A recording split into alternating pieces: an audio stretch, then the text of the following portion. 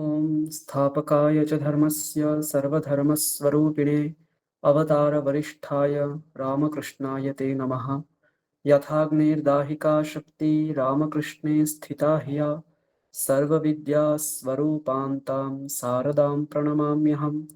नमः श्रीयतिराजाय विवेकानन्दसूरये सच्चित्सुखस्वरूपाय स्वामिने तापहारिणे गुरुर्ब्रह्मा गुरुर्विष्णुर्गुरुर्देवो महेश्वरः गुरुः साक्षात् परं ब्रह्म तस्मै श्रीगुरवे नमः।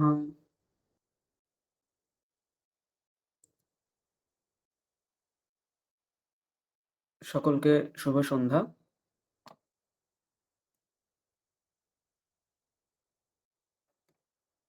আচ্ছা, আর কেউ জয়েন করবেন? কজন এসছেন?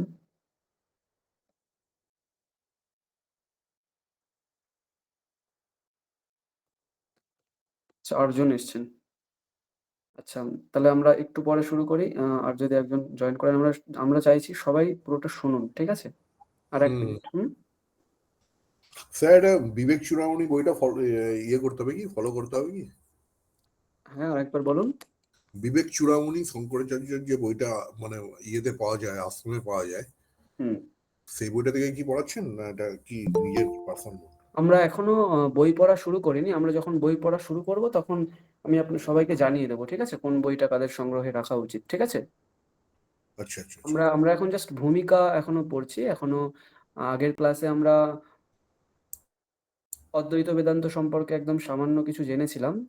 আজকে আমরা অদ্বৈত বেদান্তের যে মানে মুখ্য প্রতিষ্ঠাতা বলা যায়, যিনি সমগ্র পৃথিবীতে ছড়িয়েছিলেন, সেই শঙ্করাচার্যের জীবনী বিষয়ে আজকে আমরা জানবো, ঠিক আছে? আচ্ছা আচ্ছা আচ্ছা।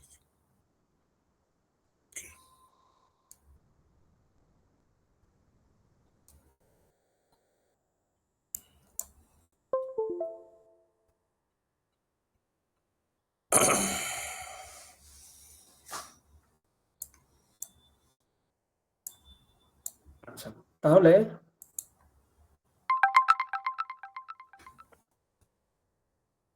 জয়েন করছেন সম্ভবত কেউ।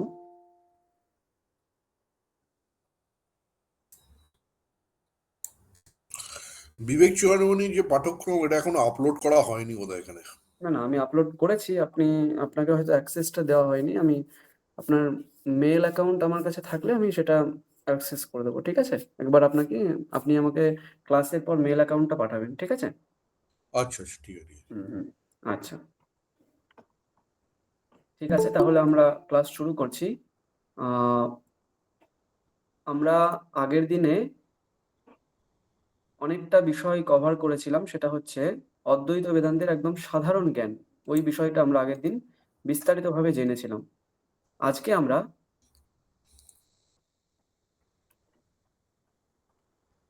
জানবো কিভাবে শঙ্করাচার্য এই যে অদ্বৈত বেদান্ত সারা পৃথিবীতে প্রচার করেছিলেন, এই শঙ্করাচার্যের বিষয়ে আজকে আমরা জানবো।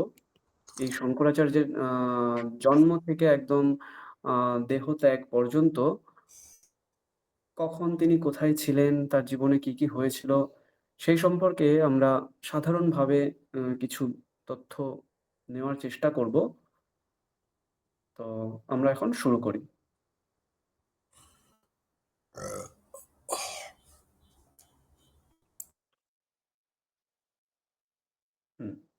তো এই যে 4টে শ্লোক আপনারা দেখতে পাচ্ছেন স্ক্রিনে, এই 4টে শ্লোক হচ্ছে আমাদের একদম সাম্প্রদায়িকভাবে যারা আ অদ্বৈত বেদান্ত অনুশীলন করেন, তারা এই 4টে শ্লোক কিন্তু পড়ে তারপরে অদ্বৈত বেদান্তের পড়া শুরু করে।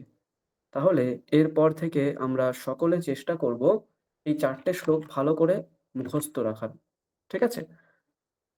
আমি একবার পড়ছি, আপনাদেরকেও আমি রিকোয়েস্ট করি আপনারাও মনে, মনে পড়ুন। আমি দরকার হলে সকলকে একবার করে পড়তেও বলব।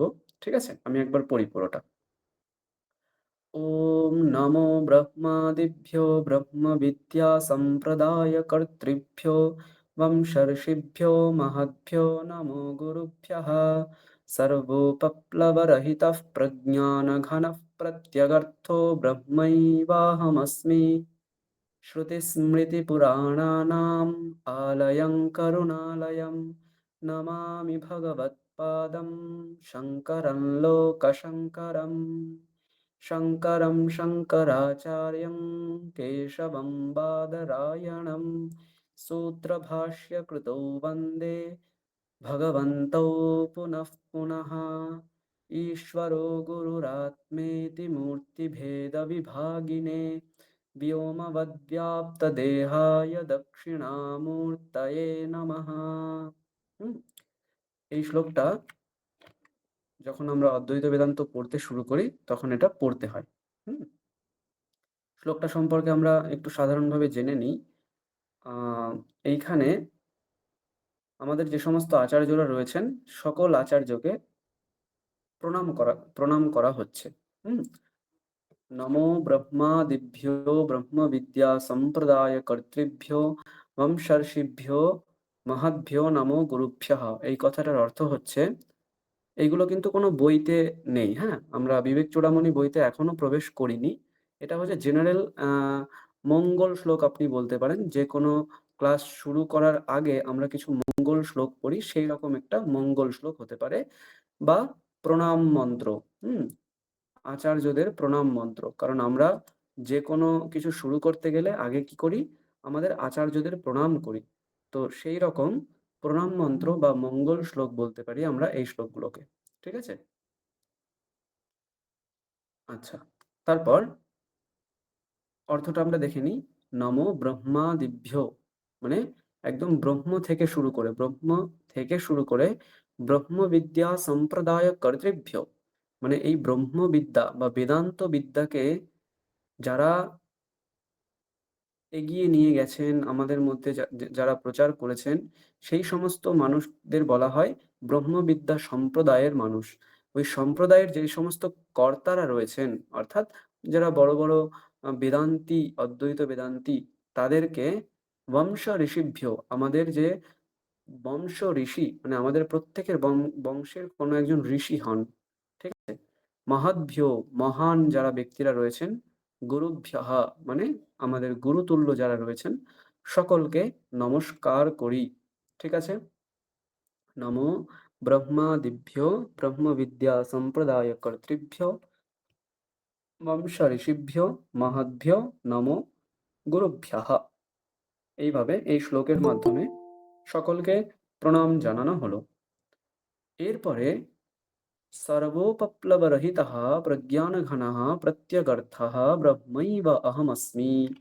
এই শ্লোকের মাধ্যমে কি করা হলো? যেন আমি সেই ব্রহ্ম, সেই আমি ব্রহ্ম, এই জিনিসটাকে এখানে প্রতিপাদন করা হলো। অহমেব ব্রহ্ম অস্মি। কিরকম ব্রহ্ম? সর্ব উপপ্লবরহিতঃ, মানে সমস্ত বিঘ্ন রহিত, প্রজ্ঞান ঘন, মানে হচ্ছে যেখানে জ্ঞান, শুধুমাত্র জ্ঞানই রয়েছে, জ্ঞান ছাড়া কিছুই নেই। আর প্রত্যগর্থ, মানে আমাদের সকলের মধ্যে যিনি রয়েছেন, সেই রকম ব্রহ্মকে, ব্রহ্মই যেন আমি, ব্রহ্মই বা অহমস্মি। এটা হচ্ছে ওই একটা বেদান্ত বাক্য আছে, অহম ব্রহ্মাস্মি। ঠিক আছে? ওই অহম ব্রহ্মাস্মিকে এখানে লেখা, মানে মানে প্রণাম মন্ত্রের মধ্যে লেখা হয়েছে অহম ব্রহ্মাস্মি। ঠিক আছে? আচ্ছা, তাহলে অতসী ম্যাডাম অন করুন। আমি বলছি, আপনি শুনে শুনে একবার বলুন। হুম। ওম নমো ব্রহ্মাদিভ্যো ব্রহ্মবিদ্যা সম্প্রদায় কর্তৃভ্যো, বলুন। ওম নমো ব্রহ্মাদিভ্যো ব্রহ্মবিদ্যা সম্প্রদায়কর্তৃভ্যো বংশর্ষিভ্যো মহদ্ভ্যো নমো গুরুভ্যঃ। বংশর্ষিভ্যো মহদ্ভ্যো মহদ্ভ্যো, ভয় জফলকার, ম হ দ, আচ্ছা, ঠিক তারপরে আছে। ভ, তারপরে জফলা। মহদ্ভ্যো, হ্যাঁ। হুম, বংশর্ষিভ্যো মহদ্ভ্যো নমো গুরুভ্যঃ। বাহ, পুরোটা একসঙ্গে। নমো ব্রহ্মাদিভ্যো ব্রহ্মবিদ্যা সম্প্রদায় কর্তৃভ্যো বংশর্ষিভ্যো মহদ্ভ্যো নমো গুরুভ্যঃ, বলুন। नमो ब्रह्मादिभ्यो ब्रह्मविद्या सम्प्रदायकर्तृभ्यो वंशर्षिभ्यो महद्भ्यो नमो गुरुभ्यः। হুম তারপর सर्वोपप्लवरहितः प्रज्ञानघनः प्रत्यगर्थो ब्रह्मैवाहमस्मि। सर्वोपप्लवरहितः प्रज्ञानघनः प्रत्यागर्थ्यो ब्रह्मैवाहमस्मि। ব্রহ্মৈব ঠিক আছে, ব্রহ্মৈব যুক্ত অহম, ঠিক আছে, अहमस्मि। অকার আর অকার মিলে এখানে বা হয়ে গেছে। ব্রহ্মৈবাহমস্মি। ब्रह्मैवाहमस्मि। হুম ঠিক আছে। তারপর অপর্ণা ম্যাডাম অন করুন। হ্যাঁ স্যার। এই প্রণাম মন্ত্রটা আমি একবার বলছি, আপনি শুনে শুনে বলুন। নমো ব্রহ্মাদিভ্যো ব্রহ্মবিদ্যা সম্প্রদায়কর্তৃভ্যো। বলুন। নমো ব্রহ্মাদিভ্যো ব্রহ্মা বিদ্যা সম্প্রদায় কর্তৃভ্যো বংশর্ষিভ্যো মহদ্ভ্যো নমো গুরুভ্যঃ। বংশর্ষিভ্যো মহাভ্যো নমো গুরুভ্যः। কি করবেন, এখানে ভয় জফলা আছে তো, ভিয় উচ্চারণ করবেন, ভি আর অ, তাহলে ঠিক হবে। ভি অ ওকার আছে বলে ভি ও, আমরা কি বলবো, ভি ও, ভিও, বংশর্ষিভ্যো। বংশর্ষিভ্যো বলুন। বংশর্ষিভ্যো হুম মহদ্ভ্যো মহাভ্যো নমো গুরুভ্যঃ। নমো গুরুভ্যः। সর্বোপপ্লবরহিতঃ সর্বপপ্লব সর্বপপ্লব রহিতঃ রহিতः প্রজ্ঞানঘনঃ প্রজ্ঞানঘন প্রত্যগर्थो প্রত্যগর্থ ব্রহ্মৈবাহমস্মি। ব্রহ্মৈব অহস্মি।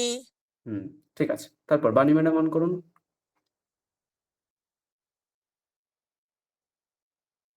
হ্যাঁ স্যার। আমরা দ্বিতীয় প্রণাম মন্ত্রটা পড়ব। এটা হচ্ছে সাক্ষাৎ শঙ্করাচার্য, শঙ্কর ভগবানকে প্রণাম করা হচ্ছে। শ্রুতি স্মৃতি পুরাণানাম আলয়ম, মানে যিনি শ্রুতি স্মৃতি এবং পুরাণ প্রভৃতির আলয় বা স্থান, আশ্রয় স্থান, ঠিক আছে। করুণালয়, তিনি করুণার আশ্রয়। সেই রকম লোকশঙ্করম, সমগ্র লোকের মধ্যে যিনি শান্তি প্রদান করেন। লোকাসম, সম মানে সুখ, ঠিক আছে। সমস্ত লোকের মধ্যে যিনি সুখ করম মানে সুখ প্রদান করেন, সেই রকম শঙ্করাচার্য ভগবানকে আমি প্রণাম করি। ঠিক আছে, এটাকে কি বলবো আমরা? শ্রুতি স্মৃতি পুরাণানাম আলয়ম করুণালয়ম নমামি ভগবৎপাদম শঙ্করম লোকশঙ্করম। বলুন।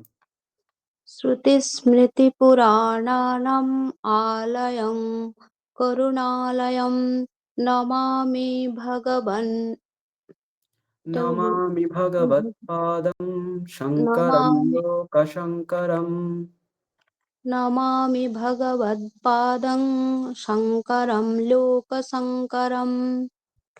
হুম আবার শ্রুতি স্মৃতি পুরাণানাম আলয়ম করুণালয়ম শ্রুতিস্মৃতিপুরাণানাম আলয়ং করুণালয়ং নমামি নমামি ভগবৎপাদম শঙ্করম লোকশঙ্করম।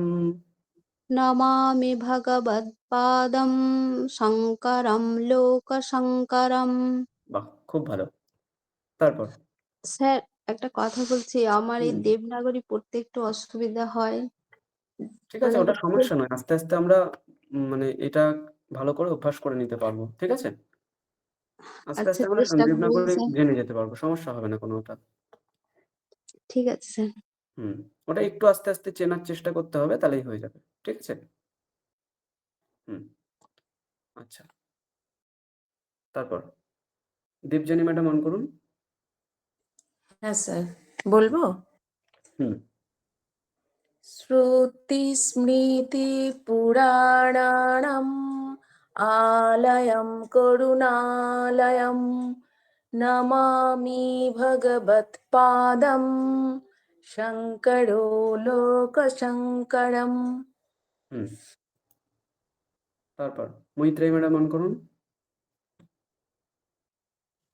হ্যাঁ, পরের মন্ত্রটা আমি পড়ছি, শুনে শুনে বলুন।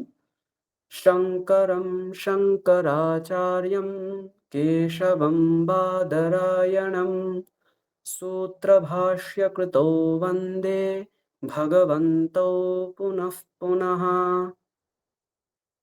शङ्करं शङ्कराचार्यं केशवं बादरायणं सूत्रभाष्यकृतौ वन्दे भगवन्तौ पुनः पुनः।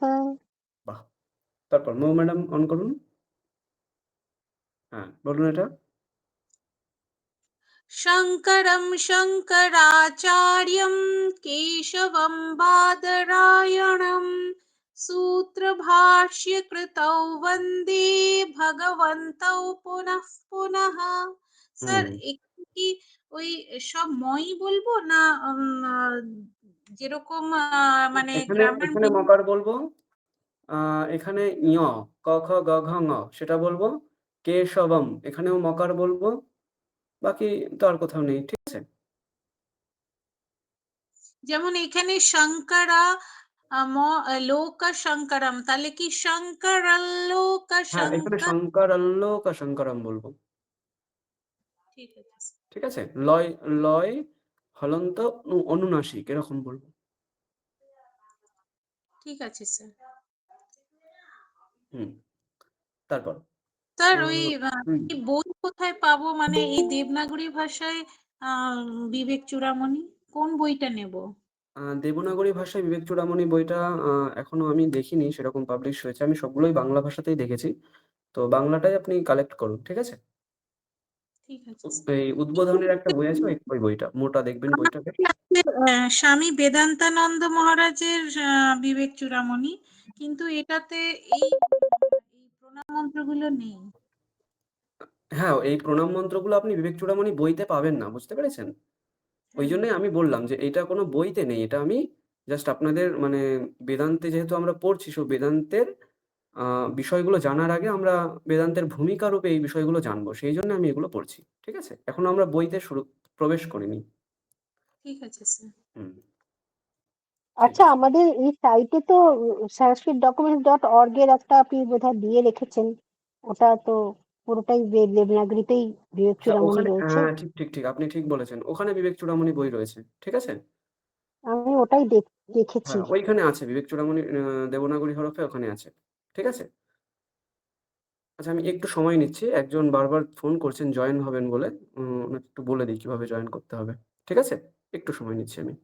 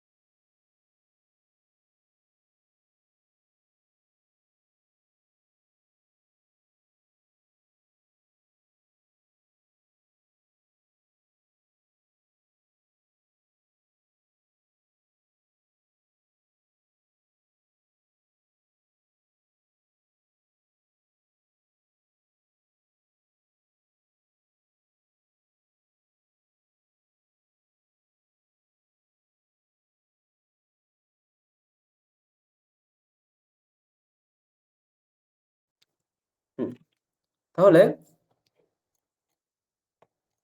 আমরা পরেরটা পড়ে নেব একবার। পার্থবাবু অন করুন। বলুন।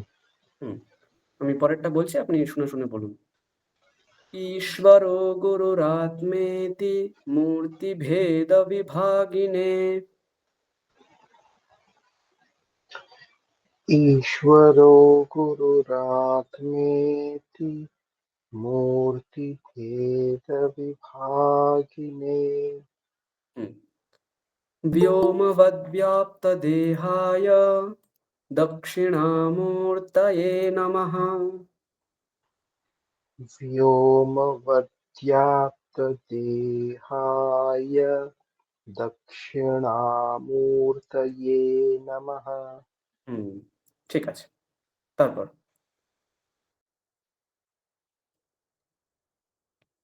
সৌমেন বাবু অন করুন।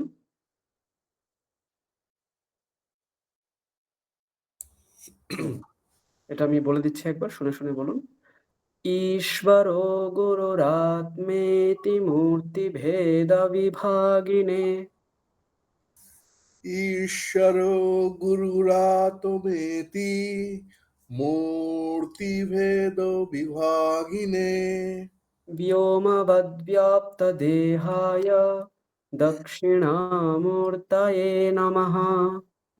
व्योमवर्ताय देवाय দক্ষিণামূর্তয়ে নমঃ। ঠিক আছে, তাপসী ম্যাডাম বলুন এটা একবার। ঈশ্বরো গুরুরাত্মেতি মূর্তিভে ঠিক বলছি না? ঈশ্বরো গুরুরামেতি মূর্তিভেদ বিভাগিনে ব্যোম নয়, ব্যোম। ঠিক আছে, এখানটা ভুল হচ্ছে, ব্যোম। এটা এই উচ্চারণটা পুরোটা বলে দিন একবার। ব্যোমবদ্ব্যাপ্ত, এখানে ওই ব্যোমবদ, এখানে একটু ভুল আছে, মানে প্রিন্টিং মিস্টেক আছে, এরকম হবে। হ্যাঁ, বলুন। বয় জফলা ওকার ব্যোম বদ। আচ্ছা সৌমেন বাবু আপনি মিউট থাকুন। ব্যোমবদ ব্যাপ্ত দেহায়, ঠিক আছে, এটা বলতে হবে। বলুন। ব্যোমবদ ব্যাপ্ত দেহায়। এবার আচ্ছা এবার বলছি স্যার। व्योमवद् व्याप्त देहाय दक्षिणामूर्तये नमः। दक्षिणामूर्तये नमः। ঈশ্বর বলবো স্যার? নিশ্চয়ই বলুন। ঈশ্বরো গুরুরামেতি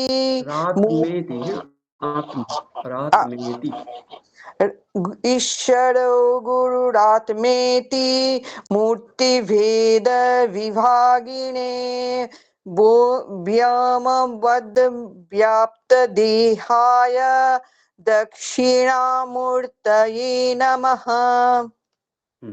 ঠিক আছে। আচ্ছা মদন বাবু আপনি অন করুন।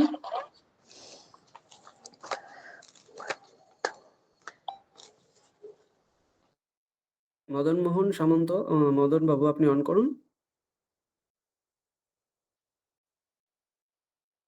শুনতে পাচ্ছেন? আচ্ছা ঠিক আছে, আমরা এগোই তাহলে। হ্যাঁ, এরপর তাহলে আমরা এতক্ষণ কি দেখছি, অদ্বৈত বেদান্ত সম্পর্কে আমরা পড়বো। তো অদ্বৈত বেদান্তকে সারা পৃথিবীতে যিনি প্রচার করেছিলেন তিনি হচ্ছেন ভগবান শঙ্করাচার্য। আচ্ছা সৌমেন বাবু কিছু বলছেন? হ্যাঁ স্যার, আমার এই সেকেন্ড শ্লোকটা একটু সর্বব পল্লব রহিত প্রজ্ঞান ঘন প্রত্যন্ত বোম্বাস, ওটা একটু বলে দেবেন এইটা একটু জায়গাটা? হ্যাঁ, ফার্স্ট শ্লোকটার ওই আছে না। আচ্ছা, সর্বপল্লবরহিতঃ প্রজ্ঞানঘনঃ প্রত্যগর্থো ব্রহ্মৈবাহমস্মি, এরকম বলতে হবে, ঠিক আছে? ব্রহ্মৈবাস্মি। আচ্ছা ঠিক আছে, ঠিক আছে, ঠিক আছে, এবার ঠিক আছে। আচ্ছা তাহলে আমরা কিছু কিছু বিষয় জানবো শঙ্করাচার্যের বিষয়ে। প্রথম হচ্ছে শঙ্করাচার্যের জন্ম এবং শৈশব বৃত্তান্ত, ঠিক আছে? সংস্কৃতে লেখা আছে, আপনাদের অত কষ্ট করতে হবে না, আমি বাংলায় বলে দিচ্ছি জিনিসগুলো। স্যার আপনি এত সহজ করে বোঝাচ্ছেন না, মানে ওইখানে পড়েছিলাম, মানে ওখানে পড়ছি আর কি, বাপরে বাপ, একদম মানে মাথার উপর দিয়ে অনেকগুলো চলে যাচ্ছে। ওই আপনার জগদীশ চন্দ্র বোস ইনস্টিটিউটে প্রফেসররা পড়াচ্ছে, ওখানে মাথার উপর দিয়ে চলে যাচ্ছে। এই তো পার্থবাবু ভর্তি হয়েছে ওখানে, জিজ্ঞেস করুন। মানে নিজে নিজে পড়তে হচ্ছে, ওই ছয় এই মানে ওগুলো না প্রথমে হজম করা খুব মুশকিল। ওই তো আমরা যখন এই স্লাইড দিয়ে বোঝাচ্ছি তো এই জন্য আপনাদের একটু সুবিধা হবে। যখন হ্যাঁ। বই যদি তুলে দিয়ে পড়াই না তখন একটু বোরিং লাগবে। ওই জন্য আমি স্লাইড করছি এগুলো সব। প্রথমে ঠিক আছে? অনেক স্টুডেন্ট ছিল, তারপরে না এখন 3-4টে ক্লাস করে। আচ্ছা, আচ্ছা। ঠিক আছে। আচ্ছা দেখুন তাহলে, হ্যাঁ? তো শঙ্করাচার্যের বিষয়ে আমরা জানবো। সেখানে আমরা প্রথম জানবো জন্ম এবং তার শৈশবে তিনি কি, কি করেছিলেন। শৈশবের কিছু মানে ঘটনা আমরা শুনবো। তারপর দ্বিতীয় হচ্ছে তিনি সন্ন্যাস গ্রহণ করেছিলেন কখন? এটা একটা খুব আ ইম্পোর্টেন্ট বিষয় যে তিনি কখন সন্ন্যাস গ্রহণ করেছিলেন। গুরু পরম্পরা মানে শঙ্করাচার্যের গুরু, তার গুরু, তার গুরু এরকম করে একটা গুরু পরম্পরা আমরা জানবো। গুরু পরম্পরা বলতে আ মানে আমাদের এখন এই বিষয়টা অতটা প্রসিদ্ধ নেই কিন্তু এরকম আছে যে যিনি শিষ্য তার গুরু হচ্ছে ১ম গুরু, তার গুরুকে আমরা বলি পরম গুরু। ঠিক আছে? এরকম করে পরম গুরু হয়ে যায় একজন। তো সেই বিষয়গুলো আমরা দেখব। ৪ নম্বর আমরা দেখব ভাষ্য বিরচন। মানে শঙ্করাচার্য কিরকম ভাষ্য লিখেছিলেন, কি, কি লিখেছিলেন ভাষ্যের মধ্যে, এইসব বিষয়গুলো আমরা একটু দেখব। এরপরে আছে তিনি ৪ টে মঠ প্রতিস্থাপন করেছিলেন। ৪ টে মঠ ৪ টে জায়গায় প্রতিস্থাপন করেছিলেন যেটা আমি বিগত ক্লাসেও আপনাদেরকে বলেছি। তো সেই বিষয়েও আমরা একটু বিস্তারিতভাবে কিছু জানব। আর তার দর্শন সম্পর্কে সংক্ষেপে আমরা কিছু শিখে নেব। শঙ্করাচার্যের কি, কি দর্শন আছে। ঠিক আছে? এই ৪ টে জিনিস আমরা আজকে একটু অধ্যয়ন করে নিই। আচ্ছা, ১ম এ দেখব আমরা শঙ্করাচার্যের জন্মস্থান বিষয়ে আমরা কিছু জেনে নিই। তো পিতৃগৃহম আর মাতুলগৃহম। পিতৃগৃহম মানে বাবার ঘর আর মাতুলগৃহম মানে মামার ঘর। ঠিক আছে? তো তার জন্মস্থান বিষয়ে আ কিছু মতপার্থক্য রয়েছে। কারোর মতে তিনি পিতৃগৃহে জন্মগ্রহণ করেছিলেন। আর কারোর মতে তিনি মাতৃগৃহে জন্মগ্রহণ করেছিলেন মানে মামাবাড়িতে। তো শঙ্করাচার্যের মাতুলা গৃহম হচ্ছে এই জায়গাটা। এই যে এই ঘরটা আপনি দেখতে পাচ্ছেন, এই ঘরটাই হচ্ছে শঙ্করাচার্য জন্মগ্রহণ করেছিলেন। এখানেই ওনার প্রসূতি গৃহ রয়েছে। হ্যাঁ? আমরা গেছিলাম যখন কেরালা গেছিলাম তখন এই ঘরটা আমরা দেখেছিলাম। খুব সুন্দর মানে সংরক্ষণ করা হয়েছে জায়গাটা। তো এই ঘরটাকে এইরকমই রাখা হয়েছে। এটাকে আর মানে অন্যরকম করা হয়নি। মানে শঙ্করাচার্যের কালে যেমন এই ঘরটা ছিল ঠিক এখনো তেমনই আছে। ঠিক আছে? এই ঘরেই শঙ্করাচার্য ছিলেন। এই যে ঘরটা। ঠিক আছে? এখানে আমরা শঙ্করাচার্যের প্রসূতি গৃহটা দেখতে পাবো যদি আমরা কখনো যাই। তো এটা হচ্ছে শঙ্করাচার্যের মাতুল্য গৃহ মানে হচ্ছে বাংলায় বললে আমরা মামাবাড়ি বলবো। ঠিক আছে? এটা হচ্ছে শঙ্করাচার্যের মাতুল গৃহ। ঠিক আছে? আর এটা হচ্ছে অনেকের মতে এটা হচ্ছে শঙ্করাচার্যের জন্মস্থান যেটা কালাড়ি নামক জায়গাতে আছে। ঠিক আছে? কেরালার। আর এখানে ওনার একটা স্তম্ভ রয়েছে। শঙ্কর কীর্তি স্তম্ভ মণ্ডপ। মানে ওই কালাড়িতেই রয়েছে যেখানে শঙ্কর কীর্তি স্তম্ভ মণ্ডপ বলে একটা সুন্দর মণ্ডপ তার নামে তৈরি করা হয়েছে এই জায়গাটায়। ঠিক আছে? আর তার বাবা-মা আমরা দেখতে পাচ্ছি শিবগুরু এবং শঙ্করাচার্যের পিতা হচ্ছেন শিবগুরু আর মাতা হচ্ছেন আরিয়াম্বা ওনার নাম। ঠিক আছে? শিবগুরু এবং আরিয়াম্বা তাদের থেকে শঙ্করাচার্যের জন্ম হয়। ঠিক আছে? এত অব্দি সবাই বুঝতে পেরেছেন? আমরা এগোই তাহলে। ঠিক আছে? তারপর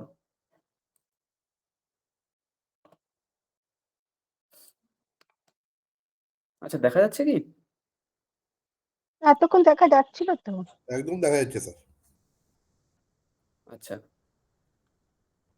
মাতার নামটা কি বললেন? আরিয়াম্বা। আরিয়াম্বা এই যে এইটা আরিয়াম্বা। ও ঠিক আছে? মাতা হচ্ছেন আরিয়াম্বা আর পিতা হচ্ছে শিবগুরু। আরিয়াম্মা। এটা হচ্ছে ওনার পিতা। আরিয়াম্মা। ঠিক আছে? হ্যাঁ হ্যাঁ, শিবগুরু। আচ্ছা আমরা এগোই এবার।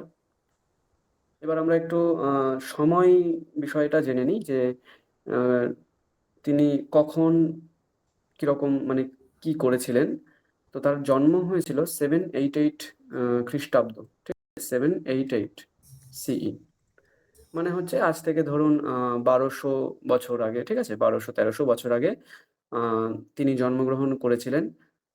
তারপর তার জন্মের ৩ বছর পরেই অর্থাৎ ৭৯১ খ্রিস্টাব্দে তার পিতা পরলোক গমন করে।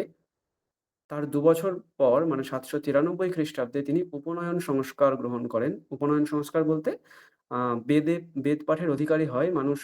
উপনয়ন সংস্কার করার পর বেদ পাঠের অধিকারী হয়। ঠিক আছে? ওই ৭৯৩ তে তিনি আ উপনয়ন সংস্কার গ্রহণ করেছিলেন এবং তারপর থেকেই যথারীতি বেদ পাঠ প্রভৃতি আরম্ভ করেন।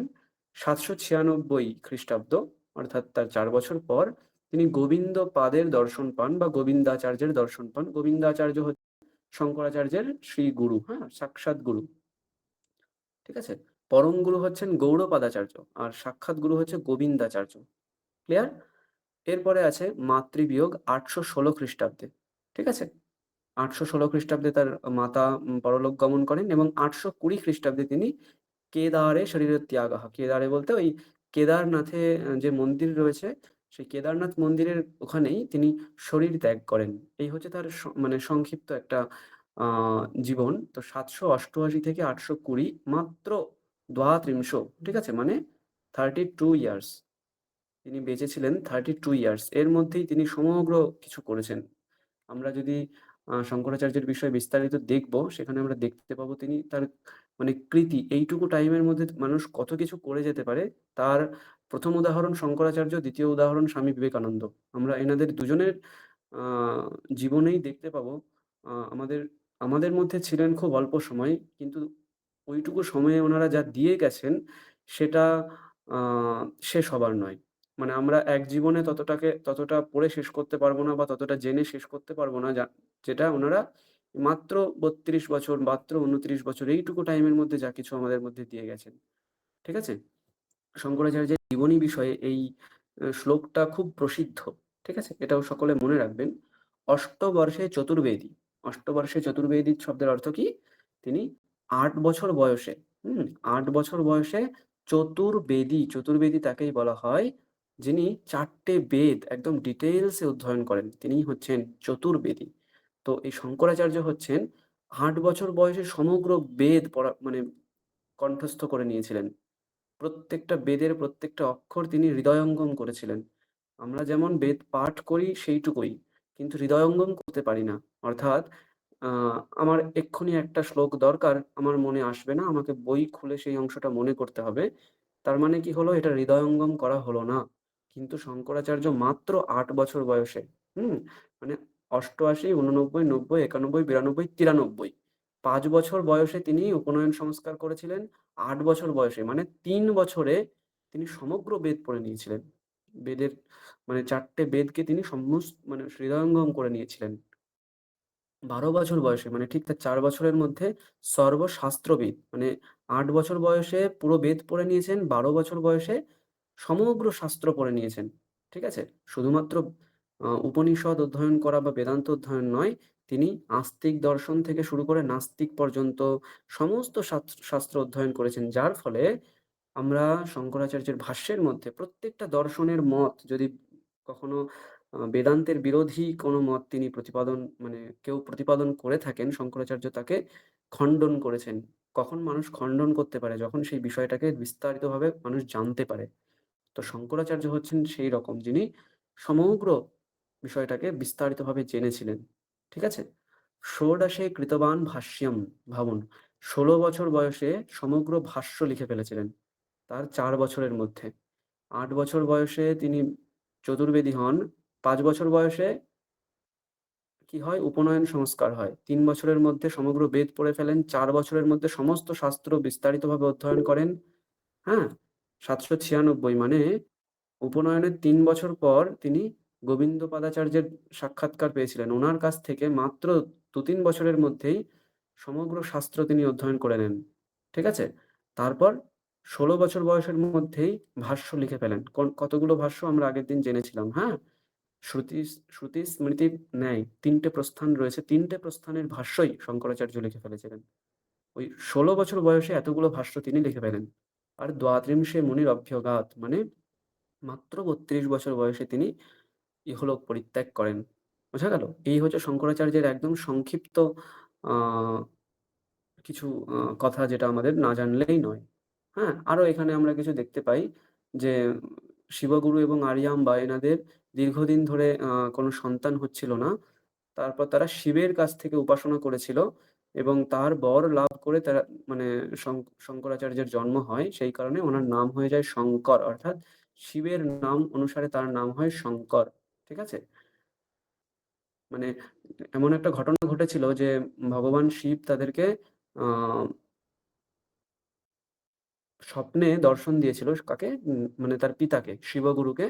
ভগবান শিব মানে স্বপ্নে দর্শন দিয়েছিল যে আমি তোমাকে একটা পুত্র দেব, যে অল্প বয়সী হবে এবং অনেক মানে জ্ঞানের আকর তিনি হবেন। আর আমি তোমাকে অনেক পুত্রও দিতে পারি, যিনি অনেক দিন বেঁচে থাকবেন এবং কোনো জ্ঞান বা তার মধ্যে কোনো বিদ্যা থাকবে না বা কম বিদ্যা থাকবে। এরকম দুটো অপশন দিয়েছিলেন। শিবগুরু সেই প্রথম অপশনটা গ্রহণ করেছিলেন যে আমি একজন পুত্রই চাই যিনি জ্ঞানী হবেন, যিনি সমাজের জন্য কিছু করবেন। সেই কারণে শঙ্করাচার্য একজন। ঠিক আছে? তারপর আমরা আরো কিছু জানতে পারি। এই ঘটনাটাও আমরা জানতে পারি যে ক্রোকোডাইলের ঘটনা। মানে তার মাকে তিনি বলেছিলেন যে আমি সন্ন্যাস গ্রহণ করব। তা দীর্ঘদিন ধরে তার মা তাকে সন্ন্যাস দিতে চাইছিলেন না, তাকে বিবাহ করিয়ে দিতে চাইছিলেন।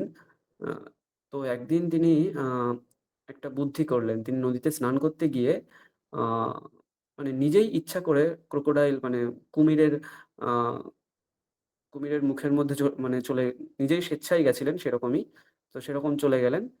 তখন মাকে তিনি বললেন যে, "তুমি যদি আমাকে সন্ন্যাস গ্রহণ করতে অনুমতি না দাও, তাহলে কিন্তু আমি মানে এই কুমিরের পেটেই চলে যাবো।" এরকম একটা তখন মা ভয়ে তখন তাকে সন্ন্যাস গ্রহণের অনুমতি দেন। এই একটা ঘটনা আমরা পাই। আর হচ্ছে গোবিন্দাচার্যের সংস্পর্শে তিনি এসেছিলেন। এই একটা ঘটনাও আমাদের জেনে রাখা উচিত। ঠিক আছে? আরো কিছু রয়েছে আচ্ছা, যে আমি তিনি একটা প্রশ্ন আমার মনের মধ্যে জাগে মাঝে মাঝে মাঝে যে অনেকের নামের মধ্যে যে এই যে পাদ শব্দটা, এটা কি অর্থ, এটা কেন হচ্ছে বা এইভাবে নামগুলো এটা এসেছে? হচ্ছে সম্মানার্থে প্রয়োগ করা হয়। ঠিক আছে? যেকোনো মানুষের ক্ষেত্রে আপনি যখন সম্মান প্রয়োগ করবেন, তখন এই পাদ শব্দটা ইউজ করতে পারবো আমরা। ঠিক আছে? আমরা দুভাবে আচ্ছা, মানুষকে মানে সম্বোধন করার সময় দুভাবে সম্মানসূচক বাক্য বলতে পারি। একটা হচ্ছে পাদ শব্দ ইউজ করে, আরেকটা হচ্ছে বহুবচন প্রয়োগ করে। ঠিক আছে? যেমন আমি যদি বলি মহারাজ, আমি বলতে পারি মহারাজাঃ, এরকম বহুবচন বলতে পারি। অথবা বলতে পারি মহারাজো পাদাঃ, মানে পাদ শব্দ অ্যাকচুয়ালি পা। হুম? মানে এর মধ্যেও একটা সূক্ষ্ম বিচার রয়েছে যে আমরা ওই মনীষী বা মহাপুরুষদের মানে মুখের দিকে তাকিয়ে কথা বলার যোগ্য আমরা নই। আমরা তাদের পায়ের দিকে তাকিয়ে কথা বলার যোগ্য। ঠিক আছে?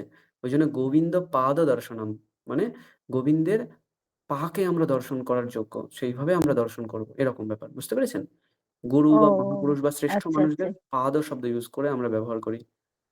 মহারাজ ও আচ্ছা পাদাহা, আচ্ছা, মানে মহারাজ, পূজনীয় মহারাজ। তার অর্থ হচ্ছে পূজনীয় মহারাজ। ঠিক আছে? পূজনীয় আর কি। হ্যাঁ, উম, ঠিক আছে? আচ্ছা, ঠিক আছে। আচ্ছা, আমরা এগোই। তো একটু আগে আমরা জানলাম যে শঙ্করাচার্যের গুরু ছিলেন, পরম গুরু ছিলেন, এই বিষয়টা এখানে আমরা দেখতে পাচ্ছি। যিনি মানে সাক্ষাৎ হন তিনি হচ্ছেন আচার্য। আচার্যের যিনি গুরু হন তিনি হচ্ছেন কেবল গুরু। এনাকে কেবলমাত্র গুরু বলা হবে। গুরুর যে গুরু হয় সে হচ্ছে পরম গুরু। মানে শঙ্করাচার্যের গুরুর হচ্ছে পরম গুরু। তাহলে শঙ্করাচার্যের পরম গুরুকে গৌড়পাদাচার্য, সাক্ষাৎ গুরু হচ্ছে গোবিন্দ পাদাচার্য। ঠিক আছে? এই যে পাদ শব্দ ইউজ করেছি। ঠিক আছে? এগুলো হচ্ছে ওই আহ ওটা বোঝানোর জন্য যে সম্মানীয়। ঠিক আছে? গৌড়পাদাচার্য, গোবিন্দ পাদাচার্য এবং শঙ্করাচার্য। ঠিক আছে? বা শঙ্করাচার্যকেও আমরা পাদ শব্দ ইউজ করতে পারি এরকম ভাবে, শঙ্কর ভগবৎ পাদ, এরকম আমরা বলি। ঠিক আছে? শঙ্কর ভগবৎ পাদ। মানে শঙ্কর ভগবানের গুরু হচ্ছেন গোবিন্দাচার্য এবং তার গুরু হচ্ছেন গৌড়পাদাচার্য। এগুলো সকলে মনে রাখবেন। ঠিক আছে? এগুলো মনে রাখার মতনই বিষয়। তো এই যে ছবিগুলো আমি এখানে দিয়েছি, ছবিগুলো আহ অ্যাকচুয়াল ছবি এরকম বলা মুশকিল, কারণ এরকম নয়। এগুলো হচ্ছে একটা কল্পিত ছবি, যাদের অ্যাকচুয়াল ছবি আমরা পাই না। শঙ্করাচার্যের ছবিটা ঠিক আছে, এটা প্রসিদ্ধ ছবি। এটা শৃঙ্গেরি থেকে প্রতিষ্ঠিত ছবি যে এরকমই শঙ্করাচার্য ছিলেন। কিন্তু ওনার গুরু এবং তার পরম গুরুর অ্যাকচুয়াল ছবি আমরা পাই না। এরকম একটা কল্পিত ছবি প্রচলিত আছে এবং সেটাই সবাই মেনে চলে। ঠিক আছে? আচ্ছা। এরপরে আচ্ছা, আমরা এই গৌড়পাদাচার্য তার সঙ্গে কি গৌড় বঙ্গের যোগাযোগ ছিল, না, এরকম না, না, আমি এরকম কোথাও একটা কিচ্ছু না, পড়েছিলাম। এরকম কিচ্ছু না। ঠিক আছে? তার আচ্ছা। সঙ্গে কোনো আমাদের এখানকার কোনো যোগাযোগ নেই। উনি সম্পূর্ণ সাউথ ইন্ডিয়া। ঠিক আছে? ও আচ্ছা, আচ্ছা। হুম। আচ্ছা, এখানে আমরা ২ টো শ্লোক এখন আবার পড়ব। এই ২ টো শ্লোকের মধ্যে একদম নারায়ণ বলতে ভগবান শ্রী বিষ্ণু থেকে শুরু করে একদম আমাদের গুরু পর্যন্ত, মানে আমার যে সাক্ষাৎ গুরু, হ্যাঁ? বেদান্তের গুরু, সেই পর্যন্ত। ডক্টর নাগরাজ ভট্ট। এই পর্যন্ত আমরা যদি আ দেখি, সেই বিষ্ণু থেকে শুরু করে আমাকে যিনি শিখিয়েছেন, সেই পর্যন্ত সমগ্র মানে সবাইকে প্রণাম করা হচ্ছে এই ২ টো শ্লোকের মাধ্যমে। কিভাবে? আমরা পড়ি একবার, তারপরে আমি বলে দিচ্ছি। ॐ नारायणं पद्मभुवं वसिष्ठं शक्तिं च तत्पुत्रपराशरं च व्यासं शुकं गौडपदं महान्तं गोविन्दयोगीन्द्रमथास्य शिष्यं श्रीशङ्कराचार्यमथस्य पादं च हस्तामलकं च शिष्यं तन्तोटकं वार्तिककारमन्यान् अस्मद्गुरून् সন্ততমানতোস্মি। এরকম ভাবে। আচ্ছা, এই শ্লোকটা আমরা সকলে একটু পড়ি, তারপরে আমরা নয় এর অর্থ জানি। আচ্ছা, ১ম থেকে অপর্ণা ম্যাডাম অন করুন। তাড়াতাড়ি করে শ্লোকগুলো পড়ে ফেলি আমরা, হ্যাঁ? অপর্ণা ম্যাডাম অন করুন। হ্যাঁ। আচ্ছা, আমি বলছি শুনে, শুনে বলুন। ওম নারায়ণং পদ্মভুবং বসিষ্ঠম, বলুন। ॐ नारायणं पद्मभुवं वसिष्ठं শক্তিং চ তৎপুত্রপরাশরং চ शक्तिं च तत्पुत्रपराशरं च व्यासं शुकं गौडपदं महान्तं व्यासं व्यासं शुक्रं शुकं गौडपदं गौडपदं महान्तं महान्तं गोविन्दयोगीन्द्रमथास्य शिष्यं गोविन्दयोगीन्द्र मथास्य शिष्यं। मथास्य शिष्यं বাহ! অতসী ম্যাডাম অন করুন।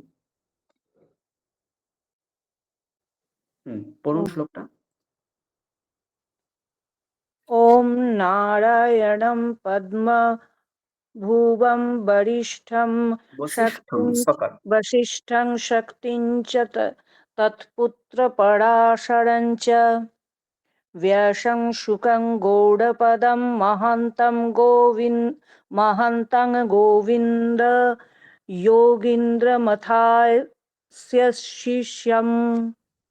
मथस्य शिष्यं। হুম, বাহ! ঠিক আছে। তারপর কি আছে? এটার শেষের দিকের একটু মানেটাও স্যার একটু বলে দেবেন। হ্যাঁ, মানেটা আমি অবশ্যই বলে দেব। আমরা একবার পড়ে নিই, তারপর মানেটা আমরা বলছি। বাণী ম্যাডাম অন করুন। হ্যাঁ স্যার। হুম, বলুন এটা একবার। হ্যাঁ বলছি। ওম ওম নারায়ণং পদ্মভুবং বশিষ্ঠ শক্তি চ এটা বল- তৎপুত্রপরাশরং চ তৎপুত্রপরাশরং চ व्यासं व्यासं शुकं सुक्तं गौडपदं महान्तं व्यासं शुकं गौडपदं महान्तं गोविन्दयोगीन्द्रमथास्य शिष्यं गोविन्दयोगीन्द्रमथास्य शिष्यं। বাহ! ঠিক আছে। দেবযানী ম্যাডাম অন করুন। হ্যাঁ স্যার। বলুন এটা একবার। ॐ नारायणं पद्मभुवं भूषिष्ठं शक्तिं च तत्पुत्रपराशरं च व्यासं शुकं गौडपदं मोहान्तं गोविन्दयोगीन्द्रं मथास्य शिवम्। শিষ্যম। Sorry sir, শিষ্যম। ঠিক আছে। আচ্ছা, মদন বাবু অন করুন।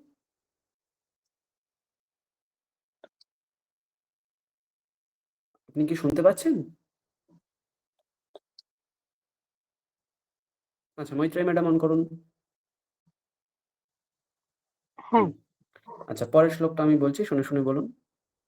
শ্রীশঙ্করাচার্যমথাস্য পদ্ম পাদঞ্চ হস্তামলকঞ্চ শিষ্যম। श्रीशङ्कराचार्यमथास्य पद्म पादं च हस्तामलकं च शिष्यम् तन्तोटकं वार्तिककारमन्यान् अस्मद्गुरून् सन्ततमानतोऽस्मि। तन्तोटकं वार्तिककारमन्यान् अस्मद्गुरून् सन्ततम् आनतोऽस्मि। বাহ, ঠিক আছে, সন্ততমানতোস্মি সন্ধি করে দেবো আমরা, হ্যাঁ। सन्ततमानतोऽस्मि। ঠিক। মোমেন্টে মন করুন। বলুন এটা। श्रीशङ्कराचार्यमथास्य पद्मपादञ्च না, ক্ষেত্রটা আমরা করবো এখানে পদ্ম বলে, ঠিক আছে? পদ্ম বলে ভাঙবো, তারপরে পাদঞ্চ এরকম বলুন। श्रीशङ्कराचार्यमथास्य पद्मपादञ्च हस्तामलकञ्च शिष्यम् तन्तोटकं वार्तिककारमन्यान् अस्मद्वरुन् सन्ततमानतोऽस्मि। अस्मद्गुरून् सन्ततमानतोऽस्मि। अस्मद्गुरून् सन्ततमानतोऽस्मि। বাহ, ঠিক আছে। পার্থবাবু বলুন এটা। আমি একটু আটকে আছি, আমি পরে বলছি। আচ্ছা, ঠিক আছে, ঠিক আছে, হ্যাঁ। সৌমেনবাবু বলুন। শ্রীশঙ্করাচার্যম তথাস্য পদ্মোপাদং চ হস্তমলকম চ শিষ্যম। তারপরে তন্তোটকম বলুন। হ্যাঁ, তন্তোটকম বার্তিককারমন্যান। তন্তোটকম তিততাকারকম। হলো না, একবার শুনে শুনে। তন্তোটকম বার্তিককারমন্যান। তন্তোটকবাতিতকারমন্যন। अस्मद्गुरून् सन्ततमानतोऽस्मि। अस्मद्गुरुं अस्मद्गुरून् सन्ततमानतोऽस्मि। সততম মানস্মি। ঠিক আছে। তারপর তপস্বী ম্যাডাম অন করুন। বলুন এটা। श्रीशङ्कराचार्यमथास्य पद्म पादं च हस्तामलकं च शिष्यं तं तोटकवार्तिकं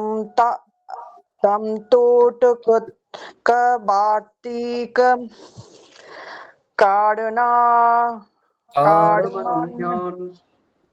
तन्तोटकवार्तिककारणमन्यन् अस्मद्गुरून् सन्ततमानतोऽस्मि।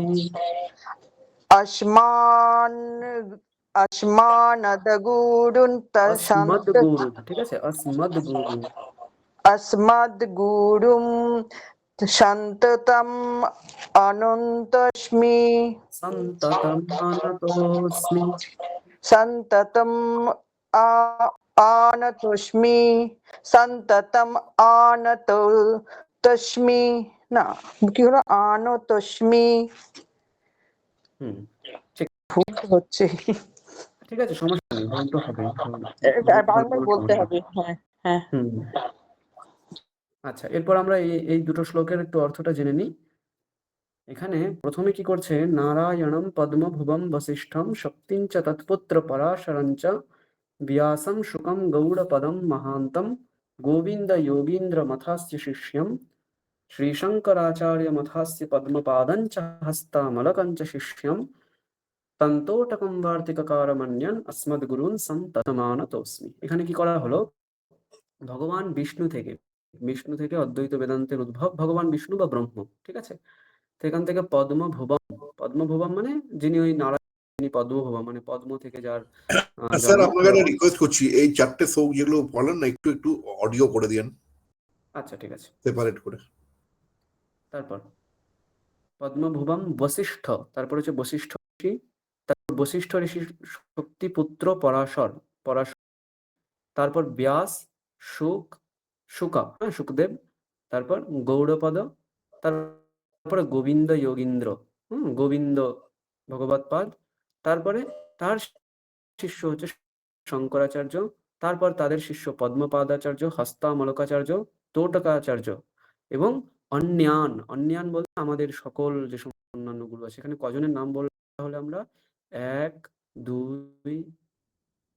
3 4 5 6 7 8 9 10 11 এবং এখানে বাকি সমস্ত এতগুলো নাম আমরা এখানে পেয়ে গেলাম। ঠিক আছে, তো এনাদের সকলকে আমরা প্রণাম করে এই অদ্বৈত বেদান্তে আমরা প্রবেশ করব। এটা বলার জন্যই এই স্লাইডটা আমি দেখালাম। তো তাহলে এখানে আমার জ্ঞাতব্য বিষয় কি আছে যে আচ্ছা, নারায়ণ বার্তিকটা কি ব্যাকরণের বার্তিক নাকি? না না না না না না আমাদের মানে বেদান্তেও আছে, বার্তিক আছে। ঠিক আছে, সূত্র বার্তিক সব জায়গাতেই আছে, ব্যাকরণেও আছে, বেদান্তেও আছে, সমস্ত দর্শনেই আছে সূত্র এবং বার্তিক। ঠিক আছে, মানে ওই মানেটা ওইটাই, সূত্র এবং তার মানে ওটাই। বার্তিক। ঠিক ঠিক ঠিক আছে। আচ্ছা আমরা এগোই তাহলে একটু। ও আচ্ছা, এখানে তাহলে আমরা কি কি পেলাম দেখুন। এই যে আচার্য আমাদের মূল মানে আমাদের লক্ষ্য থাকবে এই 3টে জায়গায়, গৌড়পাদাচার্য, গোবিন্দ ভগবৎপাদ এবং শঙ্কর ভগবৎপাদ হচ্ছেন গুরু শিষ্য। আর আমাদের গৌণরূপে জেনে রাখতে হবে যে এনাদের আগেও ছিলেন নারায়ণ, বশিষ্ঠ, পরাশর, ব্যাস, শুক, এনারা ছিলেন শুকদেব। ঠিক আছে, আবার এনাদের পরেও ছিলেন 4জন, পদ্মপাদাচার্য, হস্তামলকাচার্য, তোটকাচার্য এবং সুরেশ্বরাচার্য। এই 4জনকে আমরা বিশেষভাবে একটু পরে আচ্ছা এরপরে দেখি আমরা। হ্যাঁ, এইবার আমরা দেখব এই যে শঙ্কর ভগবৎপাদ আমরা বলি, এনারা প্রত্যেকেই না কোনো সম্প্রদায়ের সন্ন্যাসী হয়। সন্ন্যাসীদের কিছু সম্প্রদায় আছে, এইখানে আমি দেখুন লিখে রেখেছি 10টা সন্ন্যাসীদের সম্প্রদায়। আমরা হয়তো অনেকে জানি যে আমাদের রামকৃষ্ণ মিশনে যে সমস্ত সন্ন্যাসীরা হন না, ওনারা সমস্ত হচ্ছে পুরী সম্প্রদায়ের সন্ন্যাসী। তোতা পুরী বলি আমরা। ঠিক আছে, পুরী সম্প্রদায়ের সন্ন্যাসী ওনারা সবাই। ঠিক আছে, আমরা একটু এই সন্ন্যাসীর সম্প্রদায়গুলো জানবো। দেখুন, গিরি সম্প্রদায় বলে একটা হয়, পর্বত সম্প্রদায়, সাগর সম্প্রদায়, সরস্বতী সম্প্রদায়, ভারতী সম্প্রদায়, পুরী সম্প্রদায়, তীর্থ সম্প্রদায়, আশ্রম সম্প্রদায়, বন সম্প্রদায়, অরণ্য সম্প্রদায়। ঠিক আছে, আচ্ছা এই বিষয়ে আমরা পরে জেনে নেব, আমাদের এটা একটু অন্য বিষয়ের দিকে চলে যাবে। আমরা শুধু এইটুকু জেনে নিই যে পুরী সম্প্রদায়টা কি, কারণ শঙ্করাচার্য থেকে শুরু করে আমাদের মঠের সমস্ত মহারাজরাই এই সম্প্রদায়ের মধ্যে পড়ে, আমরা এটাকেই জানবো। তো জ্ঞান তত্ত্বেন সম্পূর্ণঃ পূর্ণতত্ত্বপদে স্থিতঃ পরব্রহ্ম রতো নিত্যম পুরী নামা স উচ্যতে। মানে পুরী সম্প্রদায়ে যে সমস্ত সন্ন্যাসীরা হন তারা মানে সকলেই জ্ঞান তত্ত্বেন সম্পূর্ণঃ। মানে কি, মানে আমরা অন্যান্য সন্ন্যাসীদের দেখি যারা এমনি তীর্থাটন করে বেড়ান, সেরকম মানে নিজস্ব কোনো আবাসস্থল থাকে না, যেমন ইচ্ছা যা ইচ্ছা তাদের খাদ্যাভ্যাস, ঘুমানো থেকে শুরু করে সারা দিনের যে সমস্ত কীর্তিকলাপ তারা করে, তো সেগুলোর সঙ্গে রামকৃষ্ণ মিশনের সম্প্রদায়ের পার্থক্যটাই আমরা এখানে পেয়ে যাই। মঠামনায় মহানুশাসন এখান থেকে পেয়ে যাই যে এনারা জ্ঞান তত্ত্ব সম্পূর্ণ, মানে এনারা সবসময় জ্ঞানী হন। হ্যাঁ, অজ্ঞানী এনারা হন না কখনো, মানে একদমই মানে পড়াশোনা করিনি, কিছু পাইনি আমি ওই জন্য সন্ন্যাস হয়ে গেলাম, এই ধরনের ব্যাপার এনাদের মধ্যে নেই। এনারা প্রত্যেকেই জ্ঞানী হন। ঠিক আছে, তারপরে কি, পূর্ণ তত্ত্বপদে স্থিতঃ। পূর্ণ তত্ত্বপদে মানে তারা তত্ত্বরূপ পদে, তত্ত্বরূপ পদ মানে সেই পরব্রহ্মরূপ পদ, পরব্রহ্মরূপ যে আসন, সেই আসনে তারা সবসময় থাকেন। কিন্তু এমন নয় যে মানে একদমই নিরক্ষর হয়ে সেখানে থাকলাম, এমন নয়। তারা শাস্ত্র জ্ঞান পূর্বক সেই মানে পরম তত্ত্বকে পাওয়ার চেষ্টা করেন। হ্যাঁ, পরব্রহ্ম রত নিত্যম, তারা নিত্য পরব্রহ্মতে রত। ঠিক আছে, পরম ব্রহ্মকে উপাসনা করেন তারা সব সময়। এই রকম যে সন্ন্যাসী তাদেরকে আমরা পুরী নামা সা উচ্যতে, মানে এরকম সন্ন্যাসীদের আমরা কি নাম দিই, এনাদেরকে আমরা বলি পুরী সম্প্রদায়। ঠিক আছে? এছাড়াও অনেক সম্প্রদায় আছে এখানে, আমি এত কিছু বলব না। এখানে আরো গিরি সম্প্রদায় আছে, পর্বত সম্প্রদায় আছে, সাগর সম্প্রদায়, হ্যাঁ? সরস্বতী সম্প্রদায়। সরস্বতী সম্প্রদায়ের সঙ্গে হয়তো অনেকে পরিচিত আছেন আপনারা। ঠিক আছে? দেখবেন অনেকের নামের শেষে লেখা থাকবে চিদানন্দ সরস্বতী এরকম। ঠিক আছে? ঐরকম। মানে এনাদের ভারতীটাও যদিও শোনা যায়, হ্যাঁ? ভারতীটাও শোনা যায়। হ্যাঁ, ভারতীয় আছে। ঠিক আছে? মানে প্রসিদ্ধ হচ্ছে এইগুলোই। পুরী সম্প্রদায় সবচেয়ে বেশি প্রসিদ্ধ, কারণ এটা একদম বর্তমান ভারতবর্ষে মানে সবচেয়ে বেশি সন্ন্যাসী যদি থাকেন, পুরী সম্প্রদায়ের সন্ন্যাসী। মানে এনারা শাস্ত্রজ্ঞ হন সবচেয়ে বেশি। তারপরে আরো আমরা তো দেখতে পাই কত সন্ন্যাসী রয়েছে। আমরা যখন ওই আ আমাদের যখন ওই স্নান হয় প্রতি বছর উত্তরপ্রদেশে, তো সেখানে তো কত সন্ন্যাসী থাকেন। তো সেখানে সবাই কিন্তু এইরকম লাইফস্টাইল সবার হয় না, যে একটা মানে সুন্দর একটা জীবনযাপন করবেন, সমাজের জন্যে তারা কিছু ভালো কিছু শেখাবেন। এইরকম লাইফস্টাইল সবার সমস্ত সন্ন্যাসীর হয় না। তো আমরা পুরী সম্প্রদায়ের মধ্যে দেখতে পাই যে এনারা গোছানো থাকে। নিজেদের পরিপাটি থাকবেন, মানে খুব নোংরা এনারা থাকেন না। এনাদের সবটা ঠিকঠাক থাকে। কারণ পুরী সম্প্রদায়টা সবচেয়ে বেশি হচ্ছে শিক্ষার সঙ্গে যুক্ত। এটা মনে রাখবেন। পুরী সম্প্রদায় সবচেয়ে বেশি শিক্ষার সঙ্গে যুক্ত। আমরা দেখতে পাই রামকৃষ্ণ মিশনের সবচেয়ে বেশি যদি কোনো কাজ হয় সেটা হচ্ছে শিক্ষা বিষয়ক কাজ। তারা ছাত্রদেরকে পড়াশোনা করায়, হ্যাঁ? ছাত্র শুধু নয়, বড়দেরকেও তারা পড়াশোনা করায়।